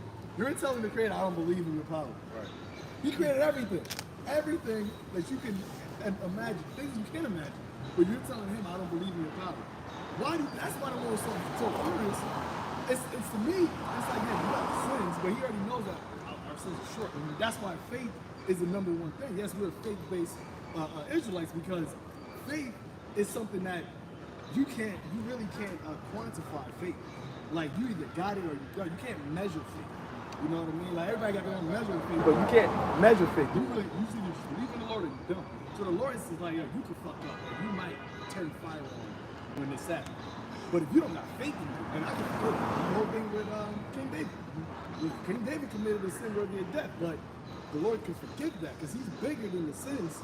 It's just your inward man that the Lord is really looking at. And a lot of people, they don't have that inward fear and faith towards them. And that's what angels the way. Why would you not trust me? I was just gonna say that. So back up on your point, where the Lord is really using Esau as a sifter to find, because you know when people sift, they're looking for gold, and it wash away all the mud, and then you see the gold pieces and you take it out. That's what's happening. He's using Esau as the sifter to find out who really has faith in him. Right. And when that time comes. Right. That's how they be known for my children. Right. You notice that verse is under the verse that talks about them casting them out of their houses. Because it says, for they shall be tried as gold. Alright, so he's supposed to be the ultimate one. Lord, because the scripture says Esau is the sword of the Lord. Right? So the Lord is going to use them to try us. And then, what's so special about the trying is you know the Lord is testing you, but yet you still can't overcome the fact that you're in the test. You know, like you may know the Lord says you ain't gonna die, but just do it anyway. And yet, just the fact that because you're in the flesh, that's the fleshly part of you. Yeah. As the scriptures say, the spirit is willing, but the flesh is weak. So you're like, I can do it, Lord, but in your flesh is like, can you really though? Look at them tigers, you know what I'm saying? Like, exactly. So that's why you gotta take that leap of faith. See, you take a step, when you take a step, you might start shortening the step, or you move it. If you take that leap, once you jump, you can't control yourself back. You won't land it. It's like with Peter, when he walked on water. He believed that first, but then the Lord had it to where the waves started roaring a little bit more and started getting. So those outside factors got to him. And he started to what? He started to doubt a little. And once he started to doubt, that's when he started to sink. And that's when the Lord was like, yo, you have little faith. Like, it was his faith that made him walk on water. It was nothing else more than just the belief. The belief that the Lord told him, yo. And he said, if that's you, tell me to walk on water. He said, come and walk with me. I'm gonna go. But then everything else started. So that's like us right now. That's why, we're in the boat, but we know eventually we don't have to get off of this boat and actually have faith to walk on the water. Because once the Kawaki comes, we can't be chilling in the boat anymore. Right. We can't go to where that boat is going. So now we got to just go step out on the water in the middle of the sea, trusting in the Lord. The Lord say, yo, come to me, I got you. And it's being a fisherman, he knew the dangers of the ocean. Yep. And he never seen nobody walk on water before. Right. He never like, you just walked on water last week. That was the first time ever that ever occurred in his lifetime. And he just did that. And it's like, he did it straight based off of faith. And that's the mind that we gotta have. Remember, Peter is the church. So we gotta have the mind to walk on the water, but even during the roaring waves and all that, we gotta still maintain our faith, because as soon as you start to doubt, that's when the doubt begins. You don't want to doubt during Jacob's trouble. You don't want to doubt during the hour of temptation, because if you doubt during that time, that you don't need that much time to just make the wrong decision during that time. It's gonna take just like that. If you doubt during the 3 days, man, maybe the Lord not dealing with you. You let that fester, somebody. Let's take this room. There's no back. You can't go, never mind, I don't doubt no more. It's over. You already made the decision based off of that doubt. Yep. You got everything to gain. At that point, you got everything to gain. Exactly. So why doubt then is just like, I might as well make it to the end of how far I'm going to make it and see if I make it then. Yep. That's all you can really do, than just say, fuck it, I'm going to give up. You might as well finish, you know what I mean? And the Lord's so bad because with the story with Peter, the Lord could have had it to where it was a nice day, to where there was no waves on and anything like that. So Peter may not have had any reason to doubt. He could have made the ocean nice and smooth, he was walking and everything just chilling. But the waves started to gust, so the Lord had it to where there was outside factors that may have tested him or tempted him to death. Right. And that's why the Lord was like, oh, you a little faith. Like, it doesn't matter what the outside factors are. If I tell you something, that's what it is. It don't matter what it looked like. Anything else doesn't matter at this point. Right. Be still and know that I am the Lord. Right. Yeah, that's a short precept, but it's powerful. And we as fathers though, well, I'm not a father, but brothers and men as fathers, they tell that to their kids. You be like, yo, what I tell you? You be like, you told me blah blah blah, this and that, this and that. And he'll do something else based upon his distraction, but he'll know what you told him, but still do something else. And you be like, nah, what I tell you? You be like, yo, I told you I'm coming back, but you took long. But what I told you, I was coming back, right? Right. Yeah, just like you were saying, I got the account right now of Peter, but it's like two steps. First, he had to have the faith in order to step on the water and start walking, but that wasn't the end of it. Now his faith that he had to be tested. But Right? didn't he see YAHAWASHI coming Yeah, from he the did. water? Yep. Was That's why that he got prior it. to that? No, that was when he saw YAHAWASHI coming and he recognized it as YAHAWASHI. And Then then he he said, let me goes, come come on. on. Yeah. So he was walking to YAHAWASHI. Right. But that's what we're doing. You know, Yeah.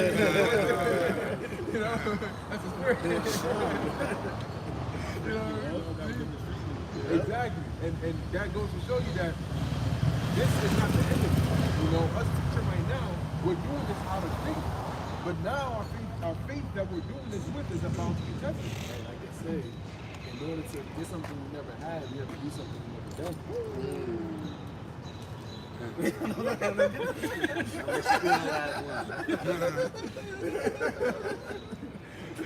This is Matthew 14:26. It says, and when the disciples saw him walking on the sea, they were troubled, saying, it is a spirit, and they cried out for fear. But straightway, Yahawashi spake unto them, saying, be of good cheer, it is I, be not afraid. Hey, the Lord told us that.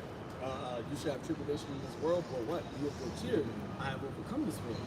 So when the Lord the Lord never said you ain't gonna have tribulation. See, there's people in the churches, they make it seem like, they used to say like, I'm saved already, so there's no issue. You know, everything's just good. You want to get a good house, you want to get a good man, a good job, a good house, a good kids. No, when the Lord's scripture says you gotta suffer as a Christian, but a follower of Mashiach. Him that follows, if you come to serve the Lord, prepare thy soul for temptation. It didn't say prepare your soul for just having a great, easy time. Like the brother said, it's a straight gate. That was one of the principles of the Lord's sermons was about the straight gate, right? That you're gonna suffer to follow Him, bearing your cross, taking up your cross. All those examples was the Lord telling you that in this being a follower of me, it's gonna be tough. It's gonna be a hard thing to do. But You're there's gonna a have to reward after focus. it. Yeah, you're gonna have to focus. You're gonna have to be a disciple, disciplined to follow me. Right. Because a straight, even though it's spelled AIGHT, even though it's straight line, because you'll think it's a difference, but in order to walk a straight line, you know, like the Romans, they did this, especially with me a couple of times.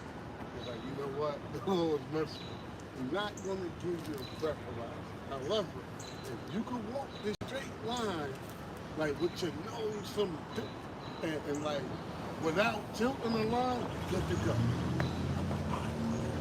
You know, but they show you, but you gotta focus. Like what the elder was saying, you gotta, even though it's gonna be difficult, but it's something you're gonna have to focus on and staying on your watch and like with fire, the path of fire and water on both sides. Like you walking that tightrope line, you gotta stay focused and have your mind, have that tunnel vision in order to make it to the other side.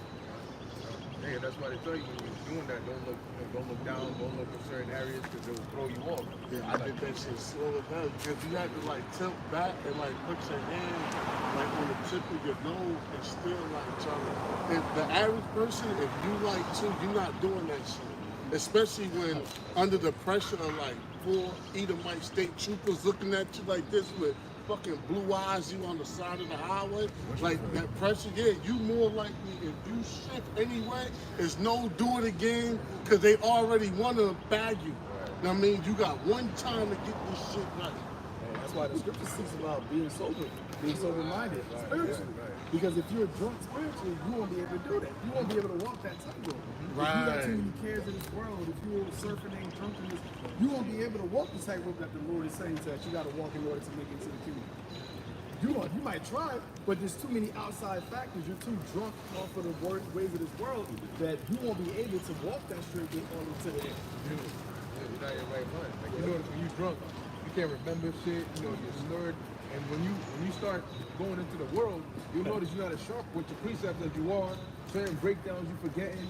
You know, that spirit of just being, you know, I want to do a video, I want to do this. It's not as hot as it is because now you may be studying, but in the thought of some shit in the world is going to come into your mind and it's going to start to pull away your focus in there. It's like you being drunk. Yeah, but I'm about to say that when every Jake done it when they're drunk. You see them, clearly somebody sees them drunk. You know, when you're drunk, I'm good. But that's how people are in the truth. And when you're drunk, and you're in the truth, but you've been drunk, or you've been intoxicated from the ways of this world, and you see, like, yo, you still in the truth, like, I'm good. Yeah. You tell yourself that. Like, I can drive home. You know you're drunk, you're not sure you're driving. But you'll convince yourself that I can still drive, I'm still good. And you got brothers out to have that mindset of truth. Like you going off, you're not being as attentive, you're not doing videos, you're not studying, you're not coming to camp consistently. But you still say, I'm good now, I'm sober still. You drunk, bro. Like that denial. And that also put on to the seed that brother Monk put on. Because it said what the cares of this world, the deceitfulness of riches, took the word and he become unfruitful. Mind, even as offended yourself and you can imagine the truth. So that what brother was saying is also and it's funny the Lord said the cares of this world and the deceitfulness of riches, because earlier we was talking about the uncertain riches. And that kind of like linked up. So I got the account here, Peter, right? Continuing, Matthew 14 and 28, it says, and Peter answered him and said, Lord, if it be thou, bid me come unto thee on the water. And he said, come. And when Peter was come down out of the ship, he walked on the water to go to YAHAWASHI.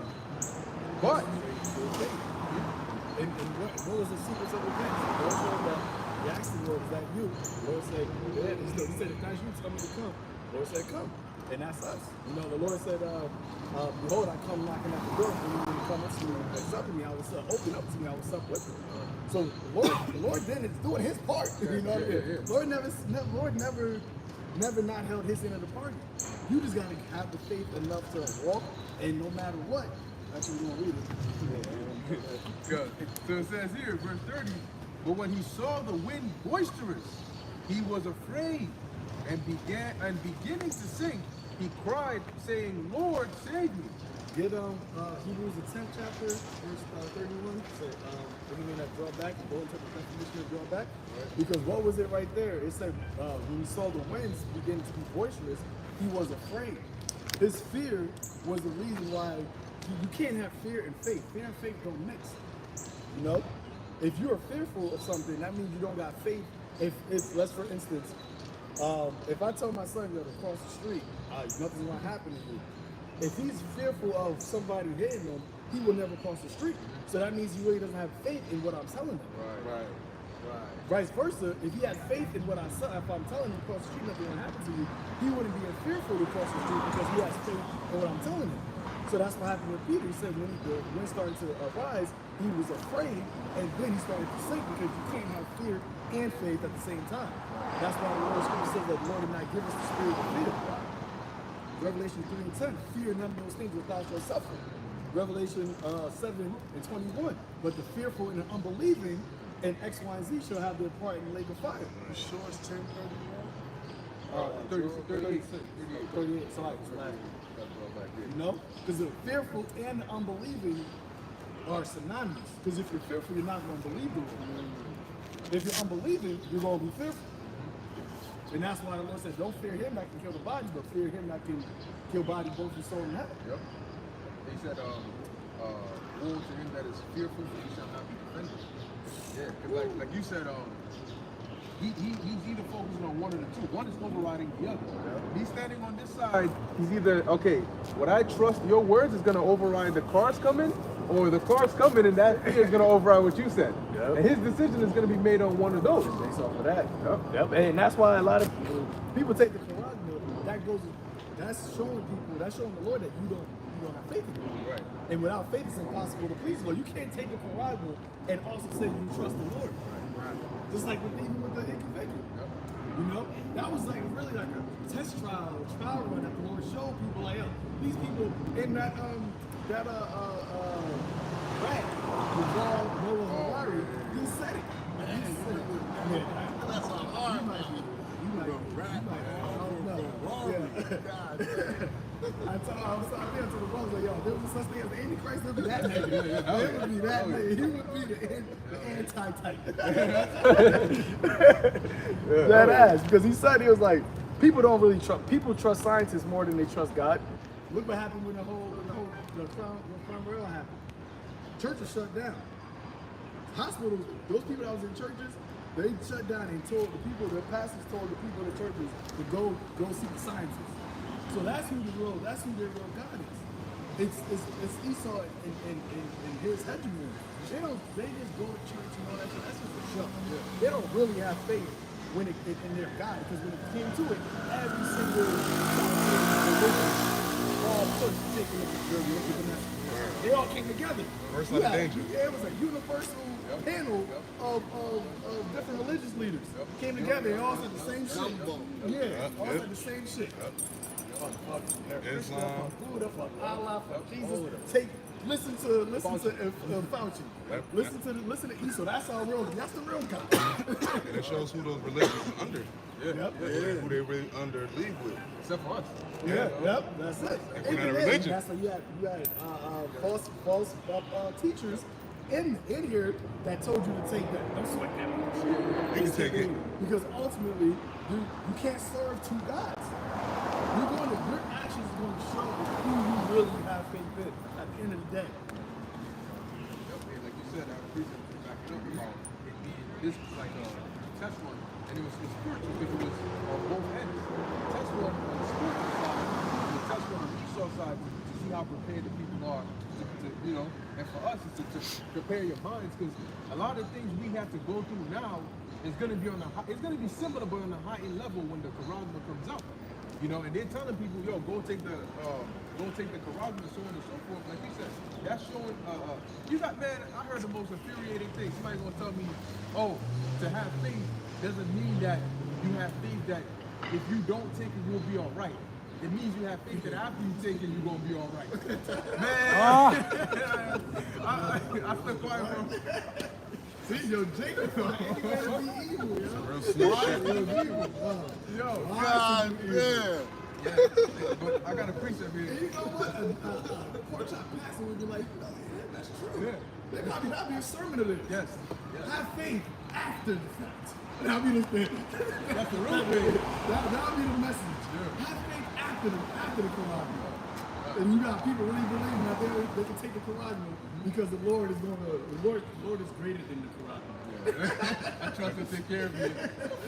What? Hold up. Because they do that to throw off the point that the Lord said, don't do it. Right. No, is it don't do it, or is it you don't trust that I can help you after you? Yeah, right. That's the setup right there. But that's the Lord putting that in their minds, is it in your mind? So that he can get them at the end. See, the Lord, that's why the Lord is dangerous, because he'll make you do something. See, the Lord ain't gonna judge you if you ain't done it. He'll make you do it so he can judge you. We'll talk about after the fact. So I got a precept here. This is Jeremiah 12:5. It says, if thou hast run with the footmen and they have wearied thee, then how canst thou contend with horses? And if in the land of peace, wherein thou trustest, they weary thee, then how wilt thou do with the swelling of Jordan? So running with a footman, now horses are faster than footmen. So if you in a race with the footman and they already tired you out, how are you going to compete with the horses? At that point, you don't even run. So that's these people now with this whole Vanessa thing. That's the footman. That's the prelude. That's the semifinals. Right. And if you blown out in the semifinals, you don't stand a chance in the finals. The finals harder than the semifinals. So you gotta be able to You ain't supposed to come out the semifinals like, oh, that's it, I can't do no more. You're supposed to come out with, all right, you know what, at least I got a feel for it. So now in the finals, I'm giving it everything. You know? That's crazy. I went to EMT class, right? And you know that deals with people's lives. And these schools, they get accredited based on how many graduates they got, and that's how they get funded from the state. So the teacher I had, Jean Kelly, I'll never forget it. She said, "Listen, I got a final. If you don't pass my final, you're not going to the state test. And if you didn't pass her final for the class, she didn't send you to the state test because she didn't want you failing the state test to make her class look bad as far as she sending for failures to take the state test so she could get the state money, which is really wicked.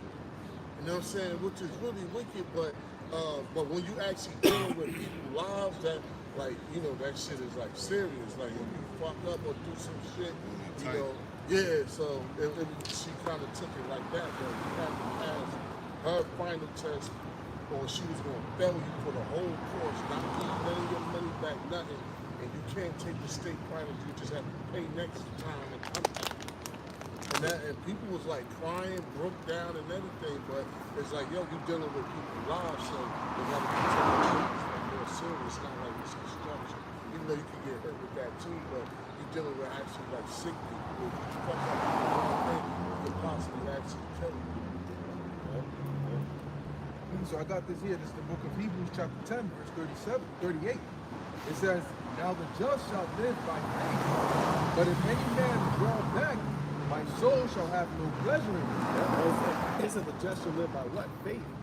Because once again, according to the law, none of us, we're all fall short, man. None of us is righteous according to the law, man. You know, none of us can sit here. I believe it says it in 1 John where it said, if any man say he sinneth not, he's a liar. You know, but what makes you just in the eyes of the Heavenly Father is your faith. You know, and that's why it's going to be your faith that allows you to be endured to the end. It's not going to be the fact that how perfectly you keep the law that makes you endure to the end. It's going to be how much faith did you have in YAHAWASHI and trusting in Him. You know, and that's what you're going to live by. And even when you slip, a just man fall 7 times, you have enough faith to believe that the Lord will still be dealing with you or still will forgive you if you are sorrowful unto repentance. But the test that's coming is the test of faith or willful. There's no middle ground. You can't slip up with the Quran. You know, and the Lord made it very clear.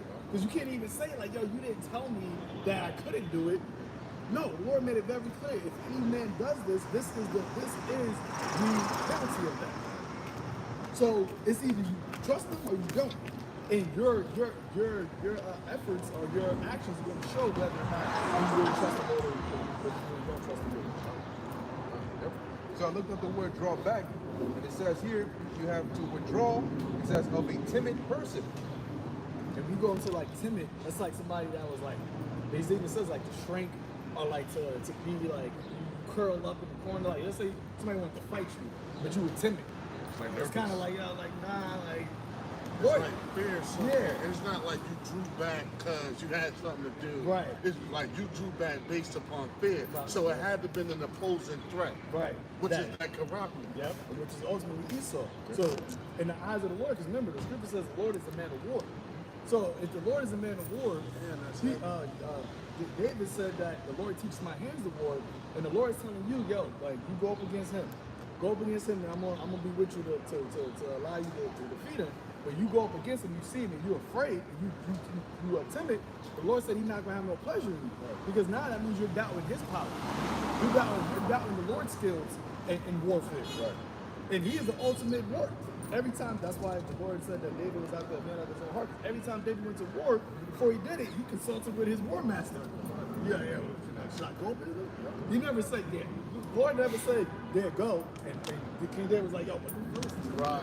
Hey, no, you sure? Yeah. They're like, nah. They were like, yo, you gonna be with me? Yeah, all right, let's go. They're like, that's it. That's all you need.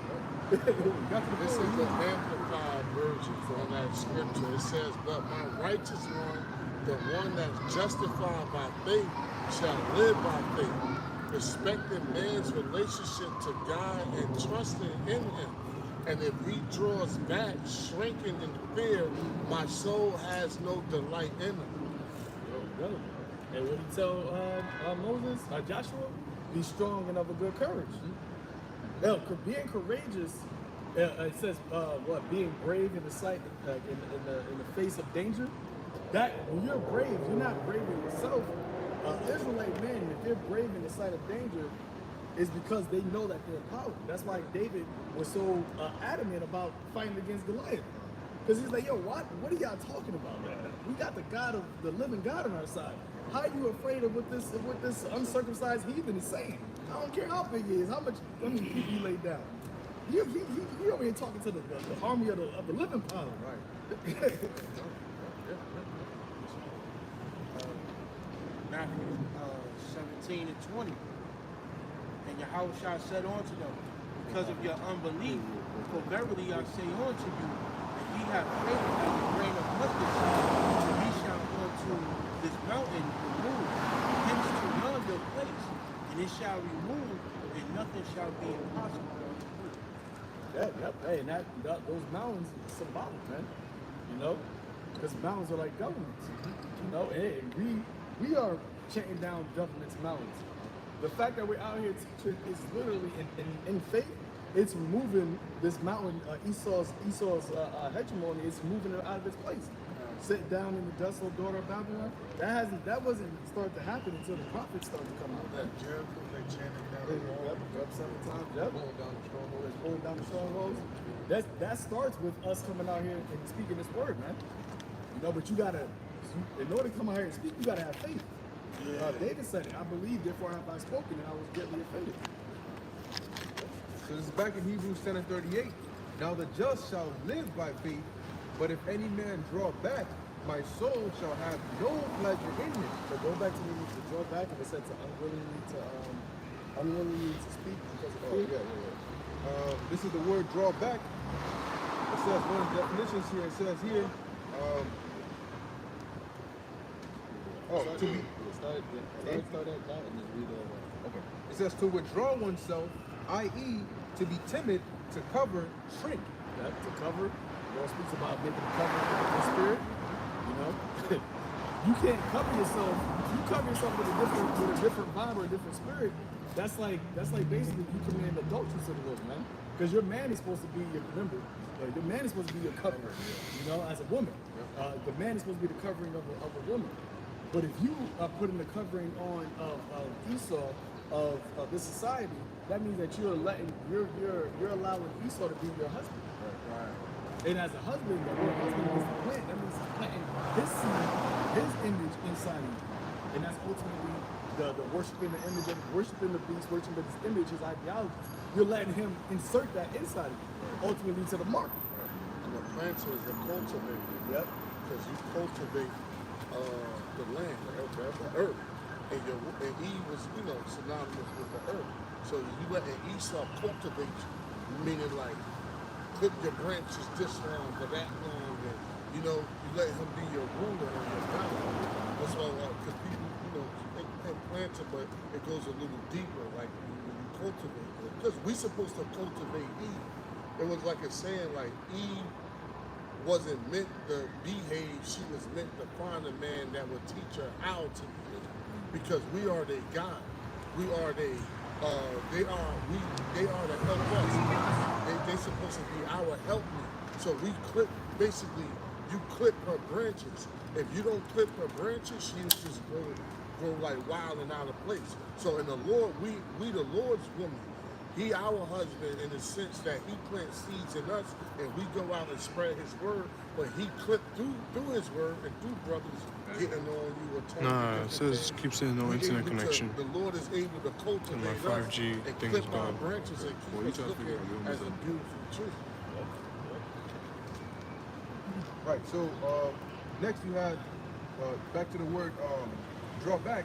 It says of those who from timidity hesitate to avow what they believe. Yep. Hey, that's going into, you're going to have Esau. They show you in the movies all the time, right? Renounce your X, Y, and Z. Right. You know? You're going to have people that I mean, they did that without even having to do it when they came out with the Quran. I mean, when they came out with the Sikh with Vanessa. That was them saying renounce your belief without actually coming out and verbally saying renounce your belief. Oh yeah. You couldn't even offer praying as a way to be cured from the from the Vanessa. They tell you if you promoted prayer on the platform, they'll take your channel down. Oh, snap. I remember that. I know I did a video on it. That's dangerous. That's it right there. They're telling you it doesn't work. Right. You know, they're telling you pretty much, oh, it doesn't work, and you're just having somebody put their life at risk. When that holy water shit. They said not to pray. Yeah. They said you can't use prayer as a remedy. Yeah. Like you can't promote prayer as a remedy. Damn. That's That's pretty straightforward. That you who you is. Yeah, what? That shows how little they regard me. Yeah. Word, son. That's crazy. Not even to say, oh, it doesn't work. They say, no, you can't do that on here because you Can't promote that. God. And that's really who they talking to. Because they talking to us. Because ain't nobody once again, every other religion, they was down with it. Yeah. Now it says here to be unwilling to utter from fear. Unwilling to utter from fear. And once again, what is the fear? The fear is the hour of temptation. The fear is having your job being taken from you. The fear is having your family members or your friends look at you and they disown you. You know, that's the fear. And you actually had men that doesn't want to come out and teach because they're afraid of what other people want to say about them. They don't want to put their face out there because they're afraid of the backlash. And you can't, once again, you really think the Lord is dealing, like the Lord is happy with you if you got that type of mindset? Remember, we're all unprofitable servants. What we're doing is not benefiting the Lord, it's benefiting us.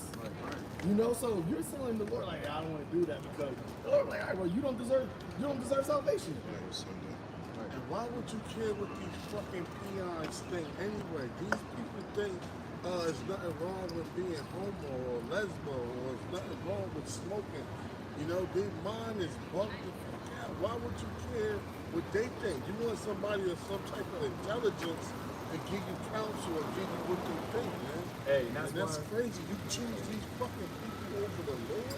That's crazy. I could never understand. Hey, that's why the Lord said it. He that denied me in this wicked and sinful and adulterous generation. Because if you deny the Lord in this generation, that means that you're down with the ways of this world. If you deny the Lord amongst men in this sinful generation, this is the generation where you're supposed to be just getting a sign in crying, heaven. If you're in the spirit of the Lord, there's so much wickedness that is all around that you couldn't help if you were in this righteous spirit. You couldn't help but to be vexed and speak against it, man. You know, to the point where a lot of times that's why a lot of brothers don't really deal with people in this world because the only thing that we can really say is just cursing you out, reproving you. Because the conversation that people have is just this thing that we're like, what the fuck? Like, what are you talking about? Yeah, it's like, what the fuck are you talking about, bro? You can't tolerate it, man. Hey, and that's kind of like us being groomed, because the scripture tells you that the kingdom of heaven is within you. So when the little scripture says that the Lord's eyes is more pure, that he can't behold evil, we are in the essence, in the spirit of YAHAWASHI, I was trying to like that too.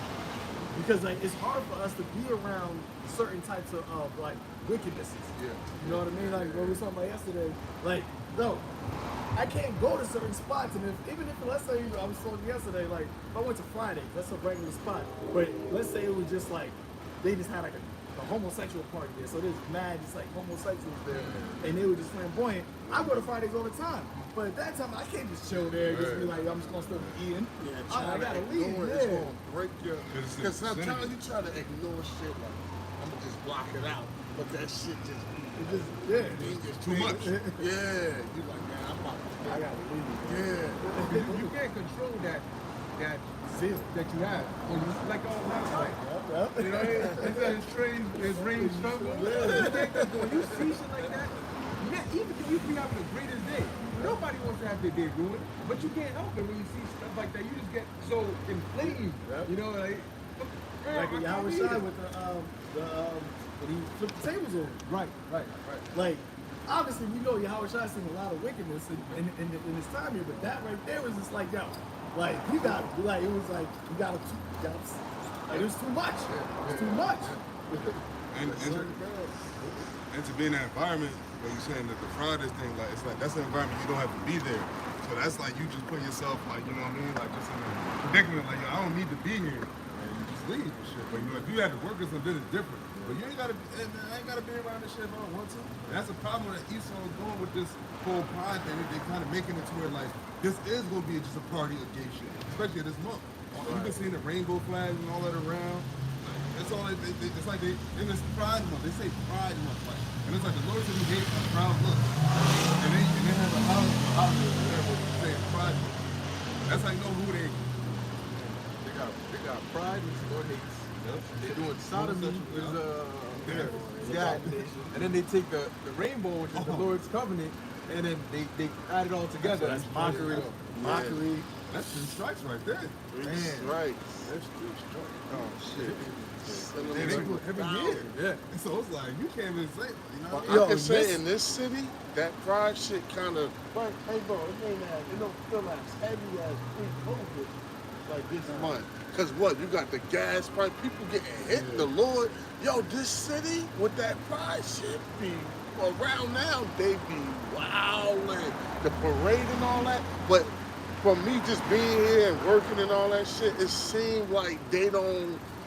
People, you see the flags and this and that, but people, and I know what it is, the Lord got that fucking inflation. He got different shit hitting them on different levels. With, yeah, it's hard for them to deal with that mirth and really be really good.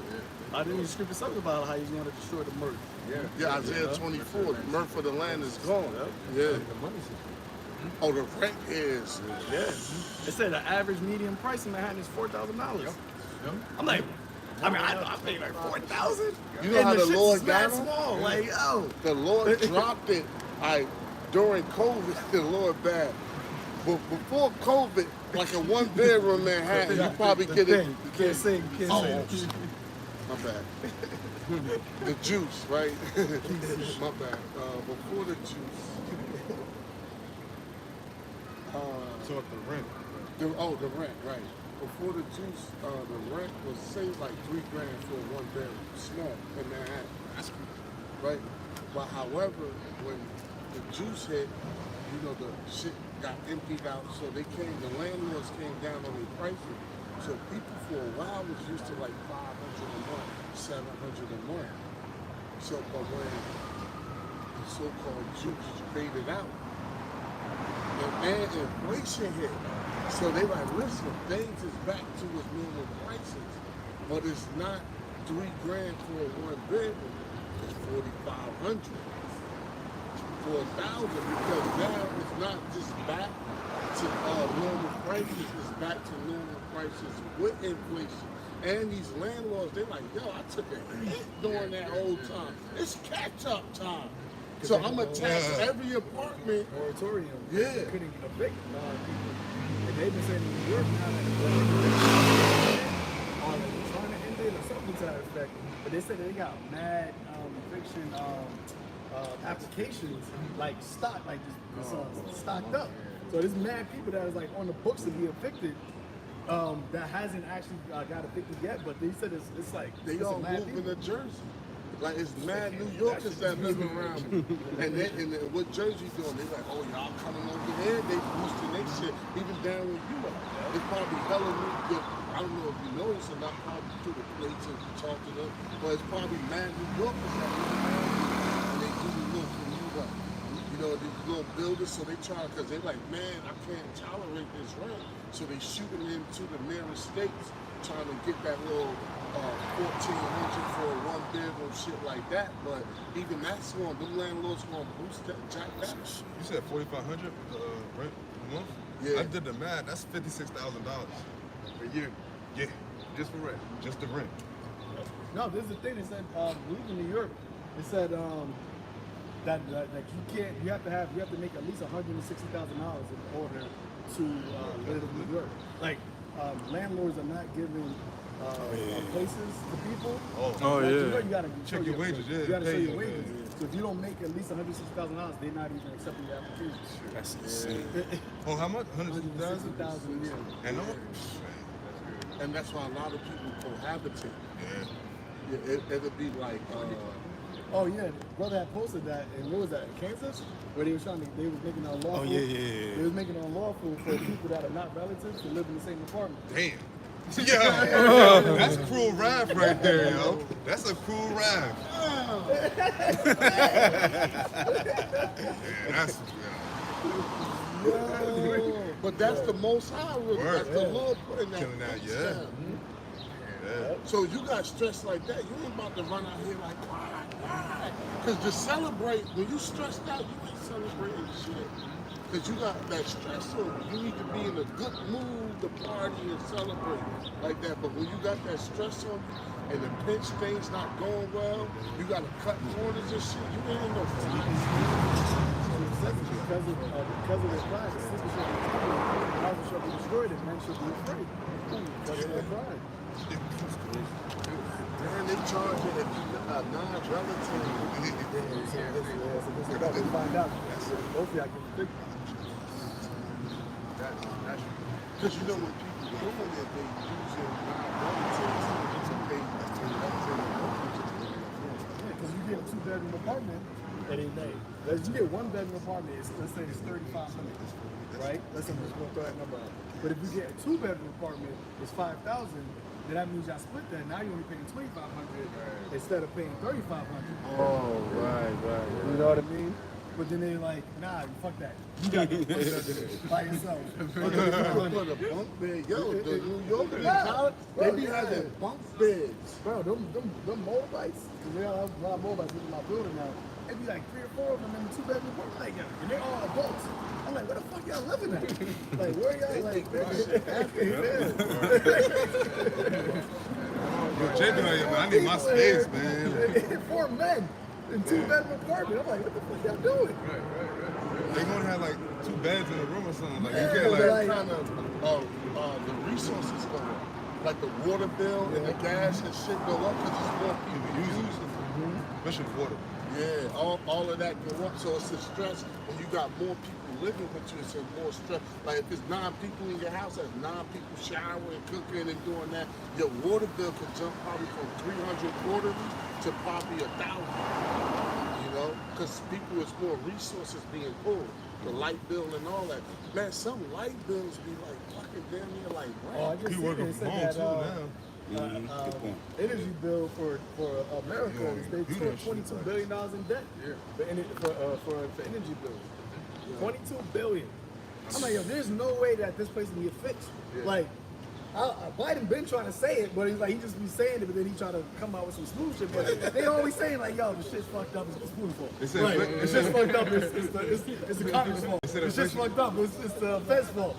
But the fact is, the shit's fucked up. They're saying that shit's gonna get better. Then they trying to place blame on everybody else.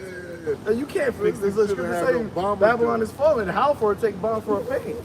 If so, she may be able to heal it. You can't heal this shit, man. Some ain't even hit yet. Yeah, there's something, yo. It was made not to. Some of it was the energy. Start the energy, right? You know, You go to oh no, I was gonna say there was a movie with Wesley Snipes called Murder 1600, and basically there was a whole plot. This lady got killed in the White House, 1600 Pennsylvania Ave, and basically like he was a detective. And long story short, he said at the end of the movie, he said the girl wasn't killed to do something. She was killed to destroy the administration because it turned out it was the president's security advisor that was playing the whole thing of the girl to get murdered and shit because he wanted to get the president out of office because he wasn't going to this other country to save the soldiers. You know what I'm saying? So it's like he did that. You know what I mean? So it's like, damn. He was acting like he was trying to help the president, but he really was trying to destroy him. You know, and that's what Esau's doing. He's undermining his own system. Esau is the end of the world. Right. So, if this is Esau's world, and Esau is the end of the world, in essence, the Lord is using Esau to destroy his own shit. Yeah. Say, hell divided, how can Because it it didn't say Jacob is the end of the world. Like, Jacob, it said Esau, you're going to end your own shit.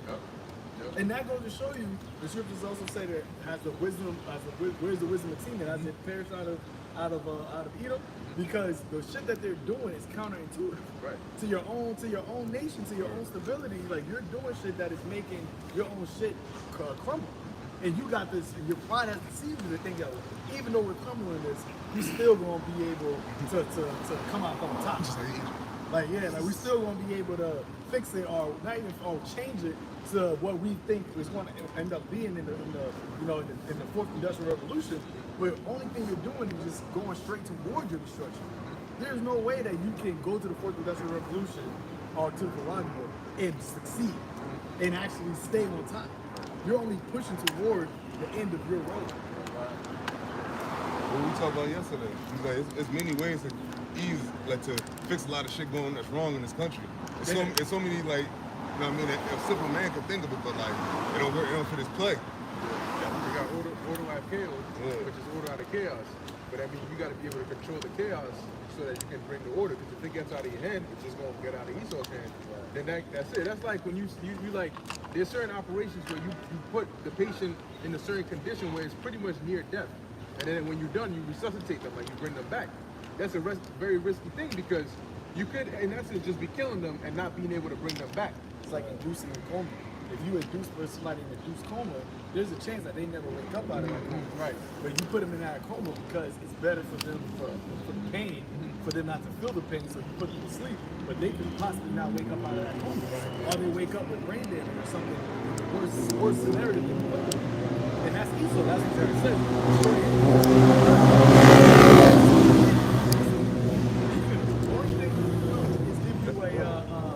What is it, like a symptom or mafia treatment? You can't cure anything.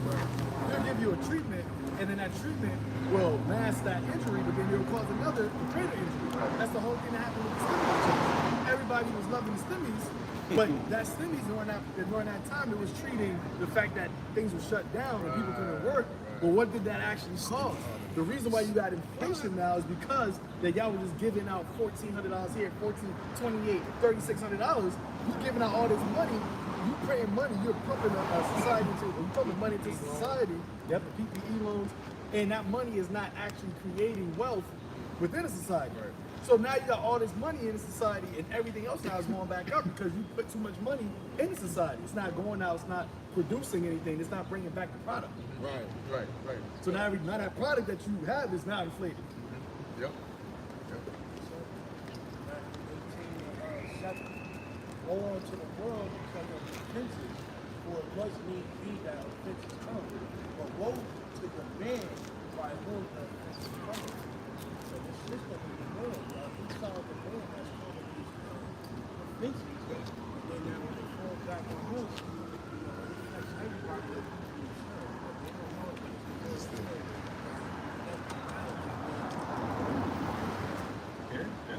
Hey, just like with Pharaoh. And the Lord's so bad.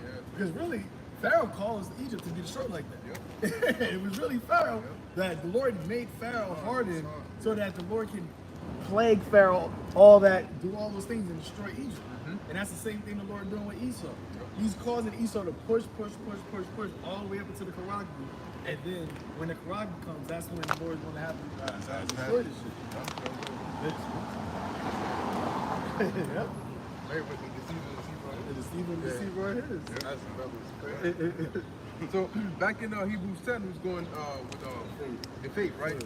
The fear. So the word draw back, I'm gonna finish it off. It says here, to be unwilling to utter from fear, to shrink from declaring, to conceal dissemble. So now going back to Matthew chapter 14 with Peter. This is Matthew 14 and What's part again? Okay. Yeah. Matthew 14 and 30, it says, but when he saw the wind boisterous, he was afraid, and beginning to sink, he cried, saying, Lord, save me. Right. Yep. Because in that, luckily, blessedly, Peter was a part of the elect.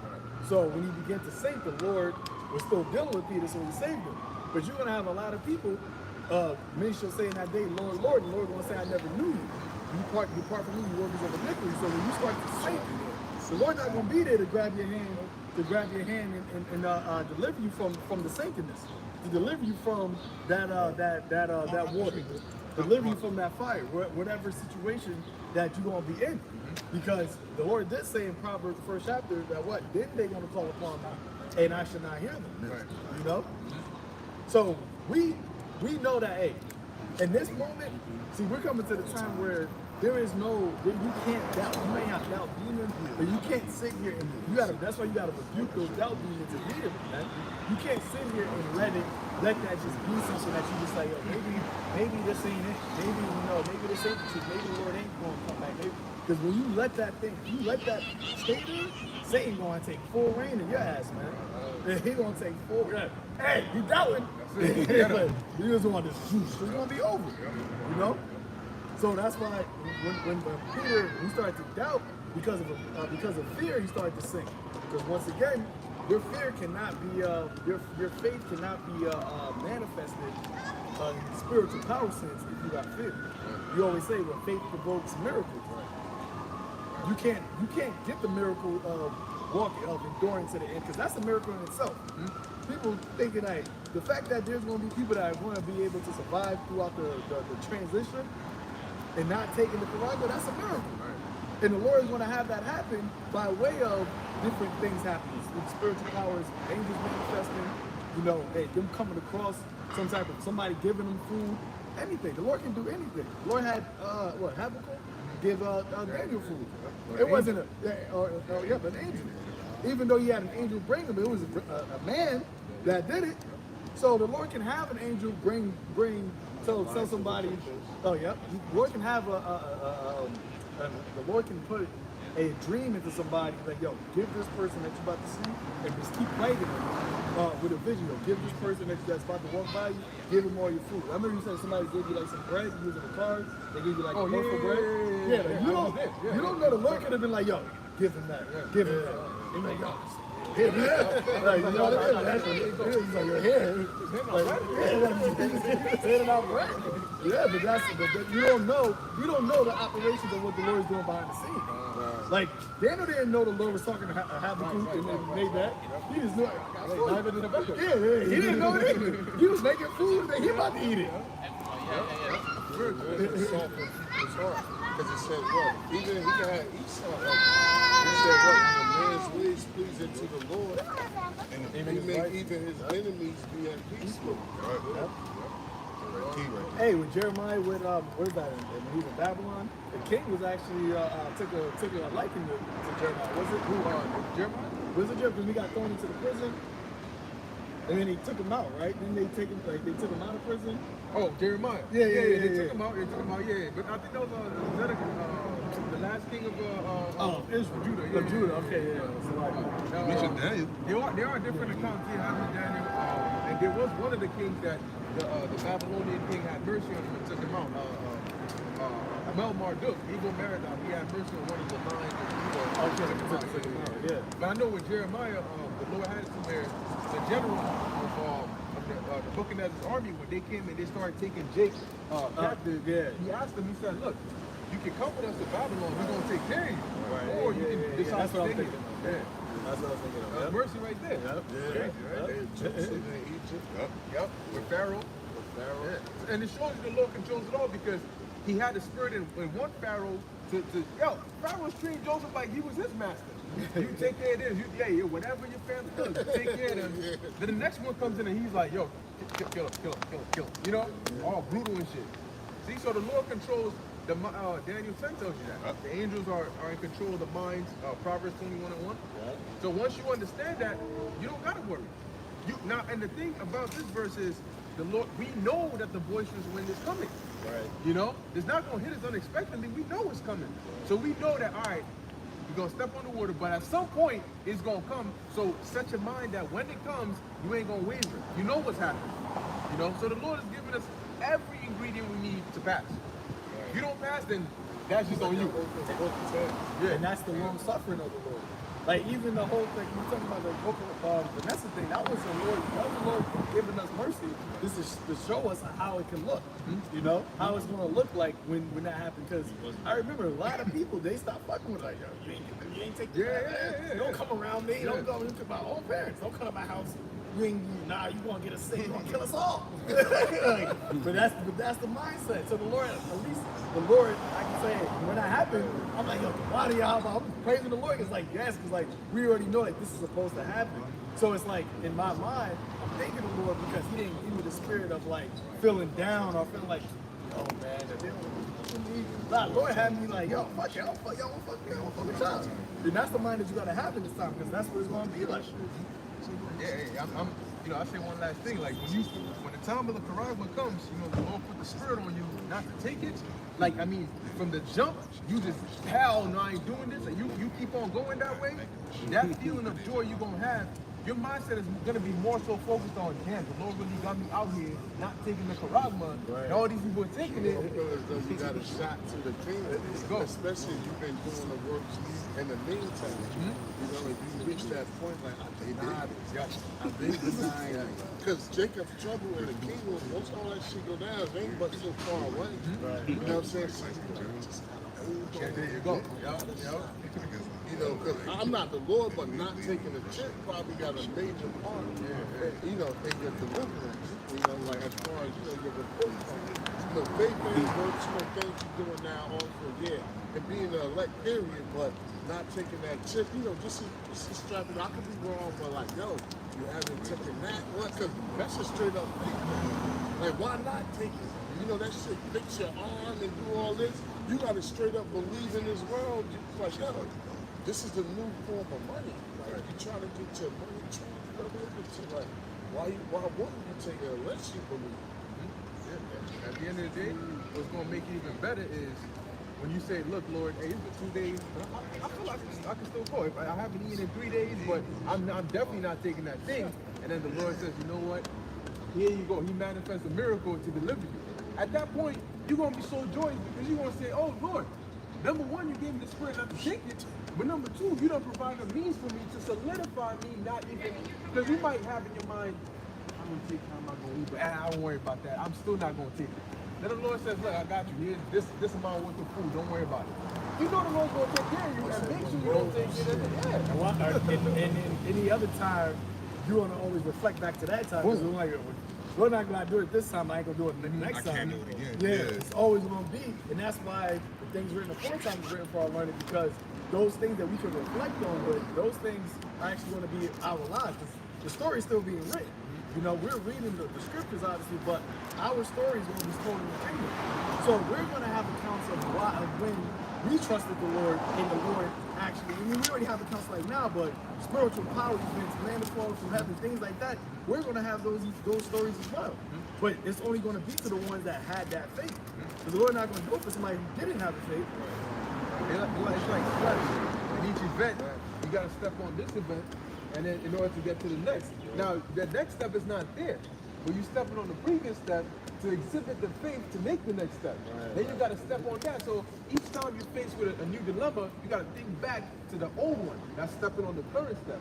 And then when you use that, you can get to the next step. Then you got to, you got to keep that momentum.